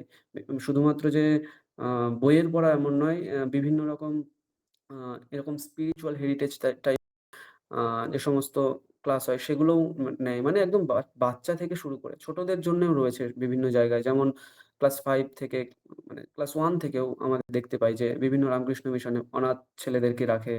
হ্যাঁ? তারপর ক্লাস 9 থেকে, যেমন আমাদের বেদ বিদ্যালয় ক্লাস 9 থেকে সম্পূর্ণ ফ্রিতে তাদেরকে পড়ানো হয়। তো এরকম মানে একদম ছোট বাচ্চা থেকে শুরু করে একদম আ বৃদ্ধাবস্থা পর্যন্ত সমস্ত মানুষের জন্য কিন্তু রামকৃষ্ণ মিশন বিভিন্নভাবে শিক্ষার একটা দরজা খুলে রেখেছে। ওইটাই হচ্ছে এই পুরী সম্প্রদায়ের একটা বিশেষত্ব, যে এরা সবসময় জ্ঞান, মানে সবসময় শিক্ষাটাকে তারা আগে রাখে, জ্ঞানটাকে তারা আগে রাখে। ঠিক আছে? আচ্ছা, এবার আমরা আরেকটু এগোই। বলুন। স্যার এটা একটা রিকোয়েস্ট, মানে আমরা তো কারো কাছে জানতে পারবো না, আপনি যখন এটা খুললেন এই দর্শনামী সম্প্রদায় সন্ন্যাসীদের একটু একটু করে জাস্ট বলে দিন, মানে এটা আমি বলে দিচ্ছি। দেখুন, ১ম আছে এখানে গিরি সম্প্রদায়। কি আছে দেখুন, পরিষ্কার এখানে লেখা আছে, "বাসো গিরিবনে নিত্যং গীতাধ্যয়ন তৎপরঃ গম্ভীরাচল বুদ্ধিশ্চ গিরিনামা স উচ্যতে।" মানে এরা গিরিবনে, মানে সবসময় পর্বতে বা জঙ্গলের মধ্যে এরা বসবাস করে। এদেরকে দেখা যায় না সেরকম। ঠিক আছে? গীতাধ্যয়ন তৎপরঃ, মানে এরা সবসময় গীতাকে হচ্ছে পরম লক্ষ্য, গীতাকে অধ্যয়ন সবসময় করতে থাকে। ঠিক আছে? আর এনারা সবসময় জঙ্গলে অথবা পর্বতে বসবাস করেন। আর গম্ভীর আচল বুদ্ধি। এদের বুদ্ধিটাও একদম অচল বুদ্ধি থাকে। হ্যাঁ? গম্ভীর বুদ্ধি সেইরকম যে সন্ন্যাসী তাদেরকে গিরি সম্প্রদায়ের সন্ন্যাসী বলা হয়। তারপর পর্বত বলে সন্ন্যাসী আছে। পর্বত মূলেষু বসন, মানে যারা হচ্ছে পর্বতের বিভিন্ন মূলে, হ্যাঁ? আগের কালে যেমন ছিল হিমালয় পর্বতের বিভিন্ন জায়গায় এনারা বসে সাধনা করতেন। এইরকম যে সম্প্রদায় সেটা হচ্ছে পর্বত সম্প্রদায়। হ্যাঁ? এনারা সারম বিজানাতি, সংসারের সার জানে, সংসার অসার এটাও তারা জানে। যে আসলে সংসার কি? সংসার হচ্ছে ব্রহ্মই। ঠিক আছে? এরা মনে রাখবেন সকলেই কিন্তু অদ্বৈত সম্প্রদায়ের মধ্যেই পড়ে। ঠিক আছে? এরা কেউ দ্বৈত সম্প্রদায় নয়। সকলেই অদ্বৈত পরম্পরায়। সাগর সম্প্রদায় কি আছে? তত্ত্ব সাগর গম্ভীর জ্ঞান রত্ন পরিগ্রাহঃ মর্যাদাম বৈ নলঙ্ঘ্যেত সাগরঃ পরিকীর্ত্যতে। এদের বিশেষত্ব এটা, যে এদের মর্যাদা যতটুকু এরা ততটাই মানে মেনে চলে। এরা কখনো নিজের লিমিটেশন থেকে বাইরে যাওয়ার চেষ্টা করে না। মানে কি? এরা এখন সেই কারণেই দেখা যায় না, এরা হচ্ছে নিজেদেরকে বিস্তার করতে চায় না। এরা যতটা রয়েছে আ ততটার মধ্যেই তারা জ্ঞান আহরণ করতে থাকে, ব্রহ্মকে জানার চেষ্টা করতে থাকে এরকম। মানে এনারা নিজেদেরকে বিস্তার করতে চান না, নিজেদেরকে প্রচার করতে চান না। ঠিক আছে? সরস্বতী সম্প্রদায়টা হচ্ছে স্বর জ্ঞান রতো নিত্যম স্বরবাদী কবীশ্বরঃ সংসার সাগরাসার হন্তা আসৌ হি সরস্বতী। এইখানে এদের ইম্পোর্টেন্ট ব্যাপারটা হচ্ছে স্বরবাদী কবীশ্বরঃ। ঠিক আছে? এরা একটু সাহিত্যিক টাইপের হয়। মানে এরাও যথেষ্ট শিক্ষিতই হয়, নইলে এরকম হতে পারবে না। কবীশ্বরঃ অর্থাৎ এনারা কবি, মানে সাহিত্যিক। স্বরবাদী মানে হচ্ছে যারা স্বরকে মানে জানে। স্বর জানে বলতে সা রে গা মা প্রভৃতি স্বরগুলোকে তাদের সেই বিষয়ে যারা চর্চা করে এরকম সন্ন্যাসী হচ্ছে সরস্বতী সম্প্রদায়। ঠিক আছে? আর হচ্ছে ভারতী সম্প্রদায়, এনাদের মধ্যেও যথেষ্ট বিদ্যা রয়েছে, সেটাই আমরা এখানে দেখতে পাই। বিদ্যা ভরেণ সম্পূর্ণঃ। ঠিক আছে? মানে এনারাও মানে জ্ঞানী হন। বিদ্যা মানে বিদ্বান হন এনারা। ঠিক আছে? সর্বভারম পরিত্যজন দুঃখ ভারম ন জানাতি। মানে এনারা দুঃখ কাকে বলে এই বিষয়টাই তারা জানে না। সমস্ত কিছুর মধ্যে এনারা সুখ খুঁজতে থাকেন এবং এনারাও অবশ্যই বিদ্যা মানে বিদ্বান হন এনারা পুরী সম্প্রদায়ের মতো। তীর্থ সম্প্রদায় কি? এই সম্প্রদায়টাকেও আমরা এখন প্রায়ই দেখতে পাই। শুধুমাত্র তীর্থাটন করে বেড়ান। বিভিন্ন জায়গায় ঘুরে বেড়ান এনারা। যা পান ভিক্ষা লব্ধ সেটাই তারা ভোজন করেন, আহরণ করেন। এনাদের নিজস্ব কোনো মানে যাযাবর শ্রেণী মানে টাইপের এরকম। কিরকম আছে দেখুন, ত্রিবেণী সঙ্গমে তীর্থে তত্ত্বমস্যাদি লক্ষণে স্নায়াৎ তত্ত্বার্থ ভাবেন তীর্থ নামনা স উচ্যতে। কি বলছে এনারা? ত্রিবেণীর সঙ্গম, হ্যাঁ? ত্রিবেণী সঙ্গমে তারা স্নায়াত মানে স্নান করেন এবং ওখানেই তারা থাকেন এবং চারপাশে ঘুরে তীর্থাটন করেন। সেইরকম যে সন্ন্যাসী, তীর্থ মানে এরা সবসময় তীর্থাটন করতে ভালোবাসেন। ঠিক আছে? এইরকম সন্ন্যাসী হচ্ছে তীর্থ সন্ন্যাসী। আশ্রম সন্ন্যাসী কারা? আশ্রম গ্রহণে প্রৌঢ়ः আশাপাশ বিবর্জিতः যাতায়াত বিনির্মুক্তः এতদ আশ্রম লক্ষণম। এই সন্ন্যাসীটা খুব রেয়ার আমরা দেখতে পাই। এটাও বর্তমানে আছেন। যারা এক জায়গায় থাকতে চান। আশ্রম গ্রহণে প্রৌঢ়ः আশাপাশ বিবর্জিতः যাতায়াত বিনির্মুক্তः। এটা হচ্ছে ইম্পর্টেন্ট এদের। মানে এনারা যে জায়গায় থাকবে সেই জায়গাতেই এনারা সারা জীবন থাকবে। এটাই হচ্ছে তাদের সন্ন্যাস, যে ওই জায়গার বাইরে তারা যাবে না। যেমন যদি আমি বলি বেলুড় মঠে কোনো একজন আশ্রম সন্ন্যাসী আছেন, তাহলে পৃথিবী তোলপাড় হয়ে যাক তারা ওই বেলুড় মঠের চৌহদ্দির বাইরে যাবে না, কখনো বাজারেও যাবে না। মানে এইরকম তাদের সন্ন্যাস। তারা ওইটুকু জায়গায় তারা তাদের সারা জীবন মানে থাকবেন ওখানে, যতদিন তারা সন্ন্যাস রূপে থাকবে। এটা হচ্ছে আশ্রম সন্ন্যাসী। আমরা প্রেমানন্দজিকে দেখতে পাই অনেকটা আশ্রম সন্ন্যাসীর মতোই। উনি দেখবেন অন্য শশী কোথাও মহারাজ যান না উনি। ঠিক আছে? শশী মহারাজ হ্যাঁ? শশী মহারাজ হ্যাঁ, ঠিক। এই ধরনের মানে এনারা ওই আশ্রম সন্ন্যাসীর অন্তর্ভুক্ত এনারা। ঠিক আছে? বনম মানে বন সন্ন্যাসী কারা? সুরম্য নির্জনে স্থানে বনে বাসম করোতি ইহ আশাপাশ বিনির্মুক্তঃ বন নামা স উচ্যতে। এখানে ইম্পর্টেন্ট এটা, বনে বাসম করোতি। মানে এনারা বনেই ঘুরে বেড়ান এনারা। এনারা লোকের মধ্যে বা আমাদের সমাজের মধ্যে এনারা কখনোই আসেন না। আর অরণ্য সন্ন্যাসী এটাও অনেকটা ওই বন সন্ন্যাসীর মতোই। ঠিক আছে? ওই অরণ্যে সংস্থিতঃ নিত্যম আনন্দে নন্দনে বনে ত্যক্ত্বা সর্বমিদং বিশ্বম আরণ্যম পরিকীর্ত্যতে। মানে তারা সমস্ত বিশ্বকে ত্যাগ করে অরণ্যেই বসবাস করেন। এটাই হচ্ছে তাদের কাছে সন্ন্যাস। ঠিক আছে? এইরকম অরণ্যের সন্ন্যাসী। আমরা দেখতে কোনগুলো তাহলে? আশ্রম সন্ন্যাসী কয়েকজন দেখতে পাই, পুরী সন্ন্যাসী দেখতে পাই, তীর্থ সন্ন্যাসী দেখতে পাই, ভারতী সন্ন্যাসী দেখতে পাই এবং সরস্বতী সন্ন্যাসী দেখতে পাই। বাকি ওই পর্বত, সাগর বা বন, অরণ্য এইসব জায়গায় আমরা এখন তেমন দেখতে পাই না। ঠিক আছে? কিন্তু তৎকালে প্রচুর ছিল এগুলো। সেই শঙ্করাচার্যের কালে এরকম সন্ন্যাসী অনেক ছিল, ভুরি। আচ্ছা, তারপর আমরা স্যার 5 নম্বরটা আরেকবার বলুন না, তো বুঝতে পারলাম না। 5 ভারত নম্বর সন্ন্যাসী, তাই তো? সম্প্রদায়টা হ্যাঁ, ভারতী এনারা সম্প্রদায়। অনেকটাই পুরী সম্প্রদায়ের মতো। মানে এনারা বিদ্যা ভরেণ সম্পূর্ণঃ। মানে এনারা সবসময় বিদ্যাকে আশ্রয় করেই থাকেন। সবসময় জ্ঞানকে আহরণ করার চেষ্টা করেন এবং অন্যান্যদের মধ্যে জ্ঞান বিতরণ করার চেষ্টা করেন। ঠিক আছে? আর দুঃখ ভারম ন জানাতি মানে এনারা কখনো দুঃখ পান না কোনো বিষয়ে। যতটা তাদের কাছে রয়েছে সেই বিষয়ে তারা সুখ মানে খুঁজে থাকেন। এনারা কখনো দুঃখ পান না। এটাই হচ্ছে এনাদের বিশেষত্ব। ঠিক আছে? আচ্ছা ভারতী স্যার, সন্ন্যাসী। এটা শুনেছিলাম শঙ্করাচার্য নাগা সন্ন্যাসীরও ক্রিয়েট করেছিল, যেমন ওদের রক্ষা করার জন্য হিন্দু ধর্মটা। তাহলে এটা কোন ইয়ের মধ্যে ঠিক। পড়বে? হ্যাঁ? এটা কোন সম্প্রদায়ের মধ্যে পড়বে? নাগা সন্ন্যাসীরা তীর্থ হ্যাঁ, সম্প্রদায়ের মধ্যে পড়ে যায় এরা। বুঝতে পেরেছেন? ওকে। তীর্থ সন্ন্যাসী মানে এরা ওই ওটা তো তীর্থ ওদের মানে হিন্দু ধর্ম রক্ষা করার জন্য যাদেরকে করেছিল নাগা সন্ন্যাসীটা, হুম, তার মানে এরা তীর্থ সম্প্রদায়ের মধ্যে পড়বে। হ্যাঁ, তীর্থ। এইটার মধ্যেই পড়ে যায় এরা প্রায়। ঠিক আছে? এই ১০ টার মধ্যেই যত সমস্ত অদ্বৈত সম্প্রদায়ের সন্ন্যাসীরা রয়েছে তারা সকলেই থাকেন। আচ্ছা, এরপর আমরা দেখি ভাষ্য রচনা। আমরা সকলে আগের দিন দেখেছিলাম শ্রুতি প্রস্থান, স্মৃতি প্রস্থান, ন্যায় প্রস্থান। তার উপরে তিনি উপনিষদ ভাষ্য লিখেছেন, গীতা ভাষ্য না, লিখেছেন একটু এবং একটু বলে দেবেন? আমি আগের দিন ছিলাম না আর কি, মিস করেছিলাম। একটু যদি বলে দেন। আচ্ছা, আপনি একটু কাইন্ডলি রেকর্ডিংটা একটু শুনে নেবেন। ঠিক আছে? YouTube এ রেকর্ড দেওয়া আছে। ঠিক আছে? পুরো ক্লাসটাই শুনে ইউটিউবের নেবেন। লিংক ওখানে আছে এই পোর্টালটাতে? হ্যাঁ, পোর্টালের লিংকটা আছে ইউটিউব? হ্যাঁ, আছে আছে আছে আছে, ঠিক আছে। আছে। আপনি দেখুন ওখানে আছে, ওখানে রাখা আছে। প্রথম ক্লাসের লিংক আছে।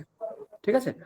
আচ্ছা, তিনি ওই গুরুদেবের আজ্ঞায় এই ৩ টে প্রস্থানের ভাষ্য লিখেছিলেন। গুরুদেব বলতে আমরা একটু আগে শিখলাম গোবিন্দ ভগবৎ পাদ। ঠিক আছে? গোবিন্দাচার্য স্যার আপনার কথা মানে শুনতে বলেছিলেন পাচ্ছি না, যে ডিস্টার্ব হচ্ছে। আচ্ছা, কেউ একজন আনমিউট করে আছেন। পার্থবাবু সম্ভবত, হ্যাঁ? একটু মিউট করে দিন। হ্যাঁ, তাহলে গোবিন্দাচার্য শঙ্করাচার্যকে আদেশ করেছিলেন যে তুমি শুধুমাত্র অদ্বৈত সম্প্রদায় মনের মধ্যে রেখো না, তুমি সারা পৃথিবীকে শোনাও। তার জন্যে তোমাকে কি করতে হবে? প্রস্থানত্রয়ের ভাষ্য লিখতে হবে। এরকম গোবিন্দ ভগবৎপাদ শঙ্করাচার্যকে আদেশ করেছিলেন এবং সেই আদেশ অনুসারে তিনি আহ এটা লিখতে উদ্যত হন এবং সেটা সম্পন্ন করেন। ঠিক আছে?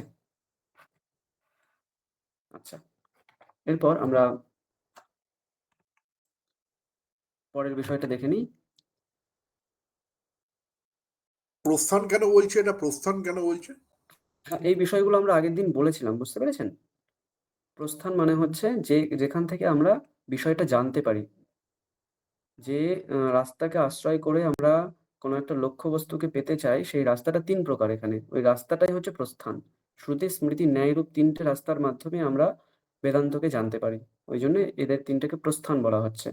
প্রস্থীয়তে অনেন ইতি প্রস্থানম। এটাকে যদি আমরা মানে বাক্যের মধ্যে বলি, আচ্ছা, প্রস্থীয়তে দীর্ঘ ইকার। প্রস্থীয়তে অনেন ইতি প্রস্থানম।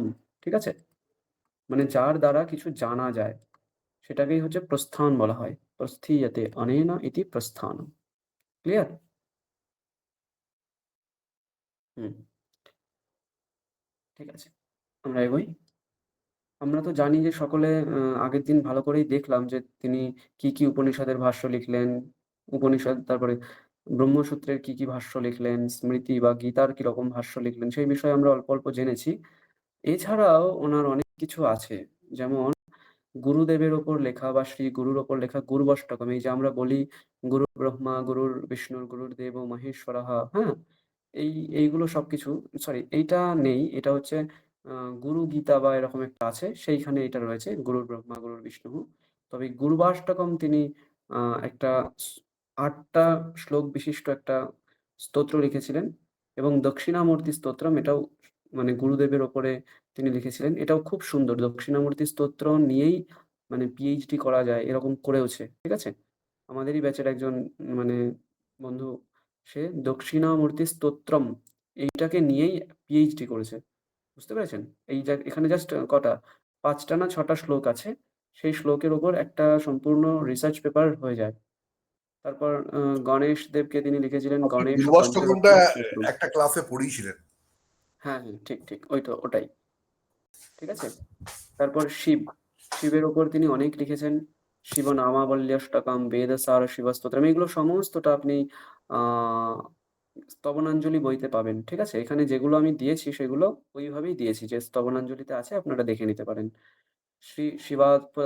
শিবাপরাধ সমাপনা স্তোত্রম, এটাও রয়েছে। শিবমঙ্গলাষ্টকম, এটা সম্ভবত নেই। দ্বাদশ জ্যোতির্লিঙ্গ স্তোত্রম, এটা রয়েছে। অর্ধনারীশ্বর স্তোত্রম, কাল ভৈরবাষ্টকম। এইটা আপনারা একটু ভালো করে দেখতে পারেন। দ্বাদশ জ্যোতির্লিঙ্গ মানে সেই ৭৮৮ খ্রিস্টাব্দ শঙ্করাচার্যের ওই সময় তিনি ১২টা যে জ্যোতির্লিঙ্গ আমাদের রয়েছে বিভিন্ন জায়গায়, কেদারনাথ যেমন একটা জ্যোতির্লিঙ্গ, ওঙ্কারেশ্বর, মহাকালেশ্বর বা সোমনাথ, ঠিক আছে? এরকম বিভিন্ন জ্যোতির্লিঙ্গ আমাদের সারা ভারতবর্ষ জুড়ে ১২টা রয়েছে। এই ১২টা জ্যোতির্লিঙ্গ কোথায় রয়েছে এবং সেই জ্যোতির্লিঙ্গের ছোট্ট একটা বিশেষত্ব ১-২ কথায়, সেইটা এই ১২টা জ্যোতির্লিঙ্গের বিষয়ক স্তোত্রে আমরা পাই। সুন্দর করে স্থানের নাম উল্লেখ পূর্বক শঙ্করাচার্য লিখে গেছেন। অর্ধনারীশ্বর স্তোত্রম, এখানে শিব এবং পার্বতী দুজনকে একসঙ্গে তিনি মানে স্তুতি করেছেন। কাল ভৈরবাষ্টকম, শিবের যে প্রলয়াত্মক মূর্তি সেই বিষয়ে তিনি এখানে স্তুতি করেছেন। ঠিক আছে? বেদ সার শিবস্তোত্রম, সমগ্র বেদের সার যে শিব, সেই স্তুতি করেছে। শিবাপরাধ ক্ষমাপনা স্তোত্রম, মানে আমার যদি কোনো অপরাধ হয়ে যায় ক্ষমা করে দাও, এই বিষয়ক স্তোত্র। শিব মঙ্গলাষ্টকম, শিবের মঙ্গল বিষয়ক স্তোত্র। তারপরে বিষ্ণু স্তোত্রম, হরিমিডে স্তোত্রম। হরিমিডে মানে হরিম ইডে, আমি হরিকে পুজো করি বা অর্চনা করি, এরকম বিষয়ক স্তোত্র। বিষ্ণু ষটপদী, হ্যাঁ, এটা খুব সুন্দর। অবিনয়ম অপনয়া বিষ্ণুর দময়া, হ্যাঁ, মনুষ্যময়া বিষয়া মৃগতৃষ্ণাম। এখানে একটা সুন্দর কথা আছে, সমুদ্র হি তারঙ্গা না তরঙ্গো সামুদ্রহ, এরকম কথা আছে একটা। হুম। তারপরে গোবিন্দাষ্টকম, গোবিন্দ মানে অচ্যুতাষ্টকম, এটা আপনারা সকলেই জানেন, অচ্যুতং 3 কেশবম। নম্বর আর 4 নম্বরটা আপনি করেছিলেন, গোবিন্দাষ্টকম আর অচ্যুতাষ্টকম। আচ্ছা আচ্ছা, হ্যাঁ ঠিক, এটা সকলেই জানেন, অচ্যুতং কেশবম, যেটা গানটা প্রসিদ্ধ। এটাও আছে, কালো ভৈরব অষ্টকমটাও বলে দিয়েছিলেন, ওটাও আচ্ছা আচ্ছা করিয়ে আচ্ছা, দিতেন। এখানে অনেকগুলো তাহলে আপনারা পড়েই নিয়েছেন অলরেডি। হ্যাঁ শ্রী লক্ষ্মী নৃসিংহ স্তোত্রম একটা আছে, এটা একটু কঠিন আছে। আর দেবী দেবী বিষয়ক বা শক্তি বিষয়ক শ্রী ভবান্যষ্টকম, কালী, আনন্দ লহরী, মা দুর্গা, হ্যাঁ, কল্যাণ বৃষ্টিস্তবহা, এখানে মা দুর্গার বিষয়ে, গৌরী মা দুর্গার বিষয়ে, 5 দেবী নম্বরটাও অপরাধ পড়া ক্ষমা। হয়েছে। হুম। 5 নম্বর 6 নম্বরটাও পড়েছিলেন। হ্যাঁ, অন্নপূর্ণা স্তোত্র পড়া হয়েছে আপনাদের, অন্নপূর্ণে, ওই তো নিত্যানন্দকরী, আনন্দম করি। বরাভয়করী, হ্যাঁ, কাশী পুরাধীশ্বরী, এরকম করে আছে, খুব হ্যাঁ, সুন্দর এগুলো, এগুলো পড়বেন দারুণ আপনারা। সত্যমটা। এছাড়াও দেখুন লক্ষ্মীর বিষয়ে কনকধারা স্তোত্র, এটাও খুব সুন্দর স্তোত্র একটা, এটাও খুব পড়তে সুন্দর পারেন, কণ্ঠধারাটা। খুব সুন্দর স্তোত্র। কৃষ্ণের বিষয়ে কৃষ্ণাষ্টকম দুটো লিখেছেন, পাণ্ডুরঙ্গাষ্টকম একটা লিখেছেন। এটাও অদ্বৈত পড়েছেন বেদান্তের নির্বাণ। উপর এগুলো অনেকগুলো আপনাদের পড়া হয়ে আছে, নির্বাণ ষটকম, সাধন পঞ্চকম, এইটা কৌটিল্য পড়েছেন পঞ্চকম, 5 নম্বর চটপট মনীষ পঞ্জিকা পঞ্চকম, চর্পট পঞ্জরিকা স্তোত্রম, পড়েছেন। পরা পূজা, এগুলো অনেকগুলো আপনারা পড়েছেন, এগুলো সমস্ত অদ্বৈত বেদান্তের উপর সাক্ষাৎ লেখা। তারপর কি, আচ্ছা, হনুমত সত্যমটাও লিখেছিলেন উনি। হ্যাঁ হ্যাঁ হ্যাঁ ঠিক, হনুমত পঞ্চকম লিখেছেন। বাহ। তারপর নদীর ওপরে, বিভিন্ন নদী, গঙ্গা নদীর ওপরে যমুনাষ্টকম দুটো, ত্রিবেণী, ত্রিবেণী বলতে এখানে সঙ্গম বিষয়ক, হ্যাঁ, নর্মদা নদীর ওপরে, সমস্ত কিছু তৎকালে তিনি লিখে গেছিলেন, সেই 788, মানে আজ থেকে আহ প্রায় 1200-1300 বছর আগে তিনি এইসব লিখে গেছিলেন, যেগুলো এখনো আমরা প্রতিদিন পড়ে থাকি। বুঝতে পেরেছেন? হ্যাঁ, আপনি সবসময় মনে রাখবেন, 32 ইয়ার্স মাত্র, মানে 32 বছরে এত কিছু তিনি করে গেছেন, এটাই হচ্ছে আশ্চর্যের। মানে আপনারা তো ভাষ্যগুলো দেখেননি, ব্রহ্মসূত্রের ভাষ্য বা গীতার ভাষ্য, এগুলো যদি বই থেকে দেখে থাকেন বুঝতে পারবেন কতটা গভীর কথা এবং কত কথা তার মধ্যে, কত রকম বিচার লেখা। ওই বিচার আমরা একটা মানে জন্মে পড়ে শেষ করতে পারবো না, পড়ে বুঝে শেষ করতে পারবো না, উনি লিখে গেছেন সম্পূর্ণটা। এটাই মানে আশ্চর্যের, যে আমাদের বেদান্তের জন্য একটা আশীর্বাদ স্বরূপ শঙ্করাচার্য। ঠিক আছে? আচ্ছা, আমরা সকলেই জানি আমাদের 4টে মহাবাক্য আছে। ঋগ্বেদের প্রজ্ঞানম ব্রহ্ম, যজুর্বেদে আছে অহম ব্রহ্মাস্মি, সামবেদে তত্ত্বমসি, আর অথর্ববেদে অয়ম আত্মা ব্রহ্ম।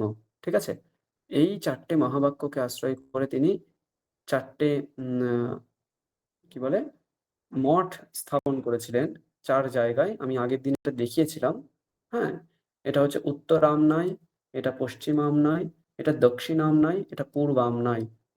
একদম খুব সুন্দর করে, একদম আপনি যদি আকারগুলোও দেখেন স্থানের, একদম সমান সমান দূরত্ব, এখান থেকে এটা, এখান থেকে এটা, পুরো একদম সমান সমান দূরত্বে তিনি 4টে মঠ স্থাপন করে গেছেন।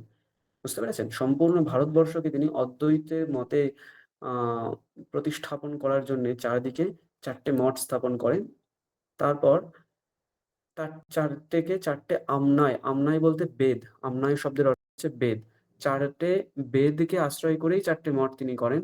উত্তর আমনায়, যেটা আমরা অথর্ব বেদের আশ্রয় করে দেখতে পাই, দেখুন এখানে উত্তর আমনায় কোথায় আছে, এই যে জ্যোতিষপীঠম, জ্যোতিষপীঠম কোথায় আছে, বদরিকা বলে একটা জায়গা আছে উত্তরাখণ্ডে, যোশীমঠ যেখানে, সেইখানে, ওটা অথর্ব বেদকে আশ্রয় করে। অয়মাত্মা ব্রহ্ম, এটা হচ্ছে এর ধ্যেয় বাক্য। এখানে হচ্ছে অয়মাত্মা ব্রহ্ম, এটা ধ্যেয় বাক্য। ঠিক আছে? আর এখানে তিনি কাকে রেখেছিলেন শঙ্করাচার্য পদে? তোটকাচার্যকে। ঠিক আছে? তোটকাচার্য। ঠিক আছে, এটা মনে রাখবেন। এখানে আছেন তোটকাচার্য। তারপরে কি, আমরা যদি পশ্চিম দিকে যাই, এটা হচ্ছে গুজরাটে। ঠিক আছে? গুজরাট পশ্চিম দিকে কোথায় আছে, এই যে প্রতীচি, প্রতীচি মানে হচ্ছে গুজরাট, মানে পশ্চিম। প্রতীচি মানে পশ্চিম দিকে আছে সারদা পীঠ, সেখানে তিনি লিখেছিলেন হস্তামলকাচার্য। ঠিক আছে? হস্তামলকাচার্য, এখানে আছেন হস্তামলকাচার্য, এবং ঋগ্বেদকে আশ্রয় করে, এটা সরি ঋগ্বেদ নয়, সামবেদকে আশ্রয় করে তত্ত্বমসি, এখানে হচ্ছে ধ্যেয় বাক্য। ক্লিয়ার? তারপরে হচ্ছে দক্ষিণ আমনাই, এটা হচ্ছে সারদা মানে শৃঙ্গেরি, যেখানে আপনাকে দেখালাম ওই একটু আগে, যেখানে শঙ্করাচার্যের সমস্ত কিছু আপনারা পাবো। শৃঙ্গেরির মঠটা আমরা গেছিলাম, খুব সুন্দর জায়গাটা। ওখানে গেলে দেখতে পাবেন একদম কি নদীটা ছিল ওখানে, একটা নদী বয়ে গেছে ওখানে। তুঙ্গভদ্রা। হ্যাঁ তুঙ্গভদ্রা না? হ্যাঁ, তুঙ্গভদ্রা, ঠিক ঠিক। তুঙ্গভদ্রা নদীর একদম কিনারে এই সারদা সারদা পীঠটা রয়েছে। এটা হচ্ছে দক্ষিণ আমনাই, এবং এটা যজুর্বেদকে আশ্রয় করে, এবং যজুর্বেদের মহাবাক্য হচ্ছে দক্ষিণ দিকে অহম ব্রহ্মাস্মি, এই মহাবাক্য হচ্ছে এখানকার ধ্যেয় বাক্য। আর পূর্ব দিকে আমাদের পুরীতে একটা রয়েছে প্রাচ্যে গোবর্ধন পীঠ, যেখানে পদ্মপাদাচার্য হচ্ছেন শঙ্করাচার্য পদে অধিষ্ঠিত, আর এখানে সুরেশ্বরাচার্য ছিলেন দক্ষিণ দিকে, মানে শঙ্করাচার্যের পরবর্তী শঙ্করাচার্য। ঠিক আছে? এরকম ভাবে তিনি পুরো ভারতবর্ষকে খুব সুন্দর করে অদ্বৈত বেদান্তের মত প্রতিস্থাপন করার জন্য চারদিকে চারটে, আপনি যদি লোকেশনটা আরেকটু ভালো করে দেখেন, প্রত্যেকটা একদম মানে মানে ভারতবর্ষের একদম শেষের দিকে, মানে খুব বেশি দূরে সমুদ্র নয়, এখান থেকেও খুব বেশি দূর নয়, এখান থেকে খুব বেশি দূরে পর্বত নয়, এখান থেকেও খুব বেশি দূরে সমুদ্র নয়, মানে একদম মাঝখানে করেননি, একদম চারপাশে তিনি খুব সুন্দর করে অদ্বৈত বেদান্ত, যাতে মানুষ মানে এই জায়গাগুলোয় গেলে ওই ভাবধারার সঙ্গে পরিচিত হতে পারে মানুষ, এই লোকারণ্যের মধ্যে থেকে, চারিদিকে আওয়াজ-টাওয়াজের মধ্যে থেকে, যাতে তাদের মানে অসুবিধা না হয় ধ্যান ধারণায়, সেই জন্য সুন্দর লোকেশন তিনি চুজ করেছিলেন, এবং সেই জায়গায় তিনি মঠগুলো প্রতিস্থাপন করেছিলেন। ঠিক আছে? এটাই হচ্ছে শঙ্করাচার্যের একটা আশ্চর্যের মানে বিষয়, যে তৎকালে তিনি এত কিছু করে গেছিলেন। সম্পূর্ণ ভারতবর্ষ তিনি পদব্রজে গিয়েছিলেন। মানে যে কেদারনাথে আমরা এখনো যেতে ভয় পাই, সেই সময় কোনো উন্নতি ছিল না। সেই অবস্থাতে তিনি মানে হেঁটে, হেঁটে অতদূর গিয়েছিলেন। ওটা হচ্ছে আশ্চর্যের। ঠিক আছে? আচ্ছা, আপনারা প্রত্যেকটা জায়গাকে ভালো করে একদম বিস্তারিতভাবে জানতে পারবেন। প্রত্যেকটার একেকটা করে ওয়েবসাইট আছে। আমি এখানে দিয়ে দিচ্ছি। এগুলো দেখতে পারবেন। শ্রী সারদাপীঠম.org আছে। এটা হচ্ছে পূর্ব দিকে। তত্ত্বমসি হস্তামলকাচার্য, সেখানকার হচ্ছে তৎকালীন শঙ্করাচার্য ছিলেন, এবং বর্তমানে আছেন স্বামী সদানন্দ সরস্বতী। দেখুন এখানে লেখা আছে সরস্বতী। ঠিক আছে? সরস্বতীটা হচ্ছে সম্প্রদায়ের নাম। ঠিক আছে? ইনি হচ্ছেন বর্তমানে রয়েছেন, এবং শঙ্করাচার্য স্বয়ং এর একটা বাক্য লিখে গেছিলেন, যে বাক্যটা এখানে প্রতিষ্ঠিত, যে প্রথমঃ পশ্চিমাম্নায়ঃ শারদা মঠ উচ্যতে কীটবার সম্প্রদায়স্তস্য তীর্থাশ্রমৌ পদৌ। এখানটায় দেখুন ভালো করে, তীর্থ এবং আশ্রম এই দুটো হচ্ছে সম্প্রদায়ের নাম। ঠিক আছে? তীর্থ সম্প্রদায় এবং আশ্রম সম্প্রদায়ের সন্ন্যাসীরা এখানে আছেন, বা এখানে বেশিরভাগ সময় থাকেন। এই মঠটার নাম হচ্ছে সারদা মঠ। পশ্চিম আমনাই মানে পশ্চিম দিকে। তাহলে পশ্চিম আমনাই মানে বেদ। সেই বেদটা কি বেদ আমরা একটু আগে দেখলাম, ছান্দোগ্যের তত্ত্বমসি। ঠিক আছে? এরপরে কি আছে? আর এটার লোগো হচ্ছে এইটা। এটা হচ্ছে ওই সারদা পীঠের লোগো, দ্বারকা। ঠিক আছে? তারপরে কি আছে দেখুন, এটা হচ্ছে গোবর্ধন পীঠ। তার লোগো হচ্ছে এটা। ওয়েবসাইট এটা govardhanpeeth.org। এটা হচ্ছে পূর্ব দিকে আছে পুরীতে। হ্যাঁ, এর প্রজ্ঞানম ব্রহ্ম এদের ধ্যেয়বাক্য, এবং তৎকালীন শঙ্করাচার্য পদ্মপাদাচার্য, এবং বর্তমান শঙ্করাচার্য শ্রী নিশ্চলানন্দ সরস্বতী। ঠিক আছে? আর এই বিষয়ে শঙ্করাচার্যের একটা উক্তি আছে, যে পূর্বাম্নায়ঃ দ্বিতীয়ঃ, মানে পূর্ব দিকের যে মঠটা সেটা হচ্ছে দ্বিতীয় মঠ হবে আমার, তার নাম আমি বলবো গোবর্ধন মঠ। এবং এখানে দুটো সম্প্রদায়ের মানে বেশি দেখা যাবে, একটা বন সম্প্রদায়, একটা অরণ্য সম্প্রদায়, বনারণ্যে। ঠিক আছে? আর হচ্ছে শঙ্করাচার্য উত্তরামনায় বা জ্যোতির্মঠ বিষয়ে লিখে গেছিলেন, তৃতীয়স্তু উত্তরামনায়। আমি তৃতীয় মঠ স্থাপন করেছি, যেটার নাম হচ্ছে জ্যোতির্মঠ। ঠিক আছে? জ্যোতির্নাম মঠো ভবেৎ শ্রীমঠশ্চেতি বা তস্য নামান্তরম, মানে এই মঠের অপর নাম কি? শ্রীমঠ। শঙ্করাচার্য এই মঠের আরো একটা নাম দিয়ে গেছে, উত্তর দিকে যে যোশীমঠ আছে সেটা শ্রীমঠ। ঠিক আছে? সেখানে তৎকালীন শঙ্করাচার্য, প্রথম শঙ্করাচার্য ছিলেন তোটকাচার্য। বর্তমানে আছেন স্বামী অভিমুক্তেশ্বরানন্দ সরস্বতী। এনাকে আপনারা সম্ভবত লক্ষ্য করেছেন কিনা জানি না, ইনি কিছুদিন আগে কিন্তু নিউজে মানে অনেক এসেছেন একটা বিষয় নিয়ে। তো এই অভিমুক্তেশ্বরানন্দকে আমরা অনেকেই দেখেছি, ইনি একটা কন্ট্রোভার্সিয়াল টপিকে নিউজে একটু হাইলাইট হয়েছিলেন। ইনি একটা কন্ট্রোভার্সিয়াল টপিক দিয়েছিলেন ওই যে রাম মন্দির হ্যাঁ, নিয়ে ওগুলো আমরা বোধহয় এখন বলছি না, ওটা আপনারা যদি সার্চ করেন দেখতে পাবেন, ঠিক আছে? আর হচ্ছে জ্যোতির্মঠ.com, এটা হচ্ছে এখানকার ওয়েবসাইট, ঠিক আছে? আর এইটা এদের হচ্ছে কি শৃঙ্গেরির যেমন ওদের যেমন ছিল প্রজ্ঞানাম ব্রহ্ম, এদের ইয়েটা কি? অয়মাত্মা ব্রহ্ম, ঠিক আছে? আচ্ছা এটা হচ্ছে অথর্ববেদ। আর হচ্ছে শৃঙ্গেরিতে, এটা হচ্ছে আমার সবচেয়ে প্রিয় মঠ এটা, ঠিক আছে? শৃঙ্গেরির যে শঙ্করাচার্য, বর্তমানে ইনি আছেন শ্রী ভারতী তীর্থ মহাস্বামী, দেখেছেন এখানে তীর্থ শব্দটা লেখা আছে, মানে ইনি হচ্ছেন তীর্থ সম্প্রদায়ের, ঠিক আছে? ভারতী তীর্থ মহাস্বামী ইনি বর্তমান শঙ্করাচার্য এখানকার। এবং এখানে একজন জুনিয়র শঙ্করাচার্য আছেন যার নাম হচ্ছে বিধুশেখর মহাস্বামীজি, আমরা একটু পরে সেটা দেখব। এটা হচ্ছে দক্ষিণা আমনায়, এখানে লেখা আছে শঙ্করাচার্য লিখে গেছেন দক্ষিণা আমনায় শৃঙ্গেরি মঠ হবে তার নাম। এবং সম্প্রদায় ভূরিবারো ভূর্ভব গোত্রমুচ্যতে, এটা মানে অতটা ইম্পর্টেন্ট নয় যে ভূর্ভব, ভূ আর ভবহ এই দুটো গোত্র এখানে হবে, এটা আমাদের না জানলেও চলবে। এটা কোথায় আছে? শৃঙ্গেরিতে আছে। অহম ব্রহ্মাস্মি এর হচ্ছে ধ্যেয় বাক্য। এবং তৎকালীন প্রথম শঙ্করাচার্যের পরে ইনি ছিলেন সুরেশ্বরাচার্য, ঠিক আছে? এবং www.sringeri.net, এটা আপনারা সার্চ করলে সব বিষয়ে বিস্তারিত দেখতে পাবেন। এই মন্দিরটা ওখানে আছে, এটা খুব সুন্দর একটা মন্দির। আর এর ঠিক এপারে তুঙ্গভদ্রা নদীটা বয়ে গেছে এইভাবে, মানে ওই দিক দিয়ে, ওই দিক থেকে এসে এই দিক দিয়ে বয়ে চলে গেছে এইভাবে, ঠিক আছে? তুঙ্গভদ্রা নদীটা। আর এর স্থানটাও খুব সুন্দর। আর এইটা হচ্ছে এই শৃঙ্গেরি মঠের মেন গেট, ঠিক আছে? এইখান দিয়ে প্রবেশ করলে একদম সোজা এই দিকে গেলে আমরা এই মন্দিরটা দেখতে পাবো, ঠিক আছে? আচ্ছা, আমরা শৃঙ্গেরি মঠের বিষয়ে একটুখানি জেনে নিই। 1872 থেকে 1912 পর্যন্ত ছিলেন সচ্চিদানন্দ শিবাভিনব নৃসিংহ ভারতী মহাস্বামীজি।